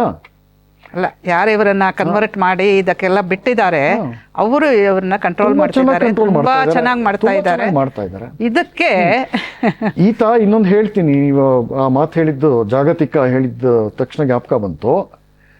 ಈ ಇಂಟರ್ವ್ಯೂ ನಡೆದಿದ್ದು ಎಲ್ಲಿ, ಅಥವಾ ಇಂಟರ್ವ್ಯೂ ಯಾರ ಅಡಿಯಲ್ಲಿ ನಡೀತು? BBC ಅಡಿಯಲ್ಲಿ ನಡೀತು. ಈತ ಭಾರತೀಯ ಮುಸಲ್ಮಾನ ಸಂಗೀತ ನಿರ್ದೇಶಕ. ಹೌದು. ಅವನನ್ನ ಇಂಟರ್ವ್ಯೂ ಮಾಡ್ತಾ ಇದ್ದವನು ಪಾಕಿಸ್ತಾನಿ ಮೂಲದ ಇನ್ನೊಬ್ಬ ಮುಸಲ್ಮಾನ್. ನೋಡಿ, BBC-ನವರು. BBC-ನೇ ಮೋಸ್ಟ್ ಭ್ರಷ್ಟ ಸಿಕ್ಕಾಪಟ್ಟೆ ಭ್ರಷ್ಟ. ಅಲ್ಲ, ನೀವು BBC ತನಕ ಹೋಗ್ಬೇಡಿ. ಇವತ್ತು ಲಂಡನಿಸ್ತಾನ್ ಅಂತ ಕರೀತಾರೆ. ಆಯ್ತು, ಅಲ್ಲಿಗೆ ಆಯ್ತಲ್ಲ, ಅಲ್ಲಿಗೆ ಅದಕ್ಕಿಂತ ಇನ್ನೇನು ಹೆಚ್ಚಬೇಕು? ಬೇಕಾಗಿಲ್ಲ. ತುಂಬ ಹೊರಗಡೆ ಇದ್ದು ಲಂಡನ್ಗೆ ಹೋದವರೆಲ್ಲ ಅವರೇ ಆಶ್ಚರ್ಯ ಪಡ್ತಿದ್ದಾರೆ, ಅಯ್ಯೋ ಇದು ಹಳೆ ಲಂಡನ್ ಅಂತ. ಅಷ್ಟೇ. ಯಾಕಂದ್ರೆ ಅಷ್ಟು ಬುರ್ಕಾಗಳು, ಅಷ್ಟು ಟೋಪಿಗಳು ಓಡಾಡ್ತಾ ಇರುತ್ತೆ. ಅವರೆಲ್ಲ ಪಾಕಿಸ್ತಾನಿಗಳೇ. ಆಯ್ತು, ಈಗ ಕೊನೆ ಮುಗಿಸೋಣ ಅಂತ ಕಾಣತ್ತಲ್ವಾ? ನೀವು ಹೇಳ್ಬೇಕಾದ್ ತುಂಬಾ ಹೇಳಿದ್ದೀರಾ. ಇನ್ನು ಇದೆಯಾ ಏನಾದರೂ? ಇಲ್ಲ, ಇನ್ನೇನಿಲ್ಲ. ನನಗನ್ಸುತ್ತೆ ನಮ್ಮ ದೇಶದಲ್ಲಿ ಸುಮಾರು ಒಂದು 1800-1900 ವರ್ಷದ ಇತಿಹಾಸ ಅಂತೂ ಇದೆ. ಹೇಗೆ ಈ ಒಂದು ಧರ್ಮವನ್ನು, ಸಂಸ್ಕೃತಿಯನ್ನು, ಜನಗಳನ್ನು, ಒಟ್ಟು ಒಂದು ಜನಾಂಗವನ್ನು ನಾಶ ಮಾಡೋದಕ್ಕೆ ತುಂಬ ಪ್ರಯತ್ನ ಪಟ್ಟರು.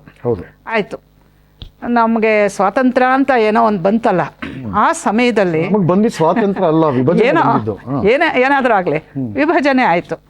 ಆ ಸ್ವಾತಂತ್ರ್ಯದ ಸಮಯದಲ್ಲೇ ವಿಭಜನೆ ಆಯ್ತು. ಆ ವಿಭಜನೆ ಯಾವುದ್ರ ಮೇಲೆ ಆಯ್ತು ಅದು ನಮಗ್ ಗೊತ್ತಿದೆ.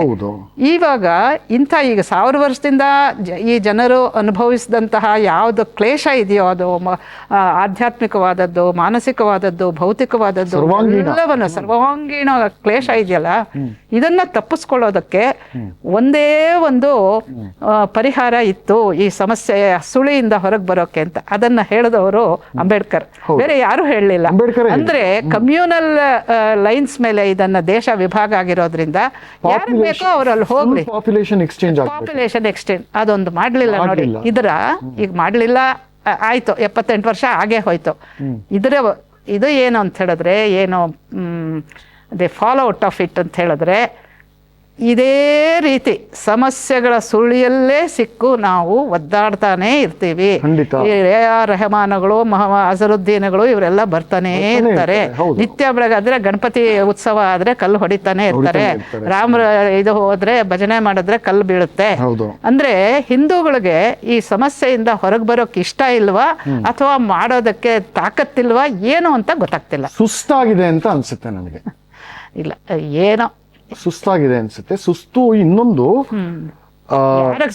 ಒಂದು 4-5 ಪೀಳಿಗೆಯಿಂದ, ಸ್ವಾತಂತ್ರ್ಯ ಆದ್ಮೇಲೆ ಒಂದು 4-5 ಪೀಳಿಗೆಯಿಂದ ಹಿಂದೂ ಸಮಾಜದಲ್ಲಿರುವಂತಹ ಅನೇಕರೇ ಕಮ್ಯುನಿಸ್ಟ್ ಆಗಿ ಇನ್ನೊಂದಾಗಿ ಎಲ್ಲ ಮಾರ್ಪಟ್ಟು ಒಂದು ತಮ್ಮ ಮಾತೃ ಬೇರೆಗಳು, ಮಾತೃ ಧರ್ಮದ ವಿರುದ್ಧ ಅಸಹ್ಯ, ಜಿಗುಪ್ಸೆ, ತಿರಸ್ಕಾರ ಹುಟ್ಟಿಸುವಂತಹ ಕೆಲಸ ಫ್ರಮ್ KG to PG ಮಾಡಿಬಿಟ್ಟಿದ್ದಾರೆ.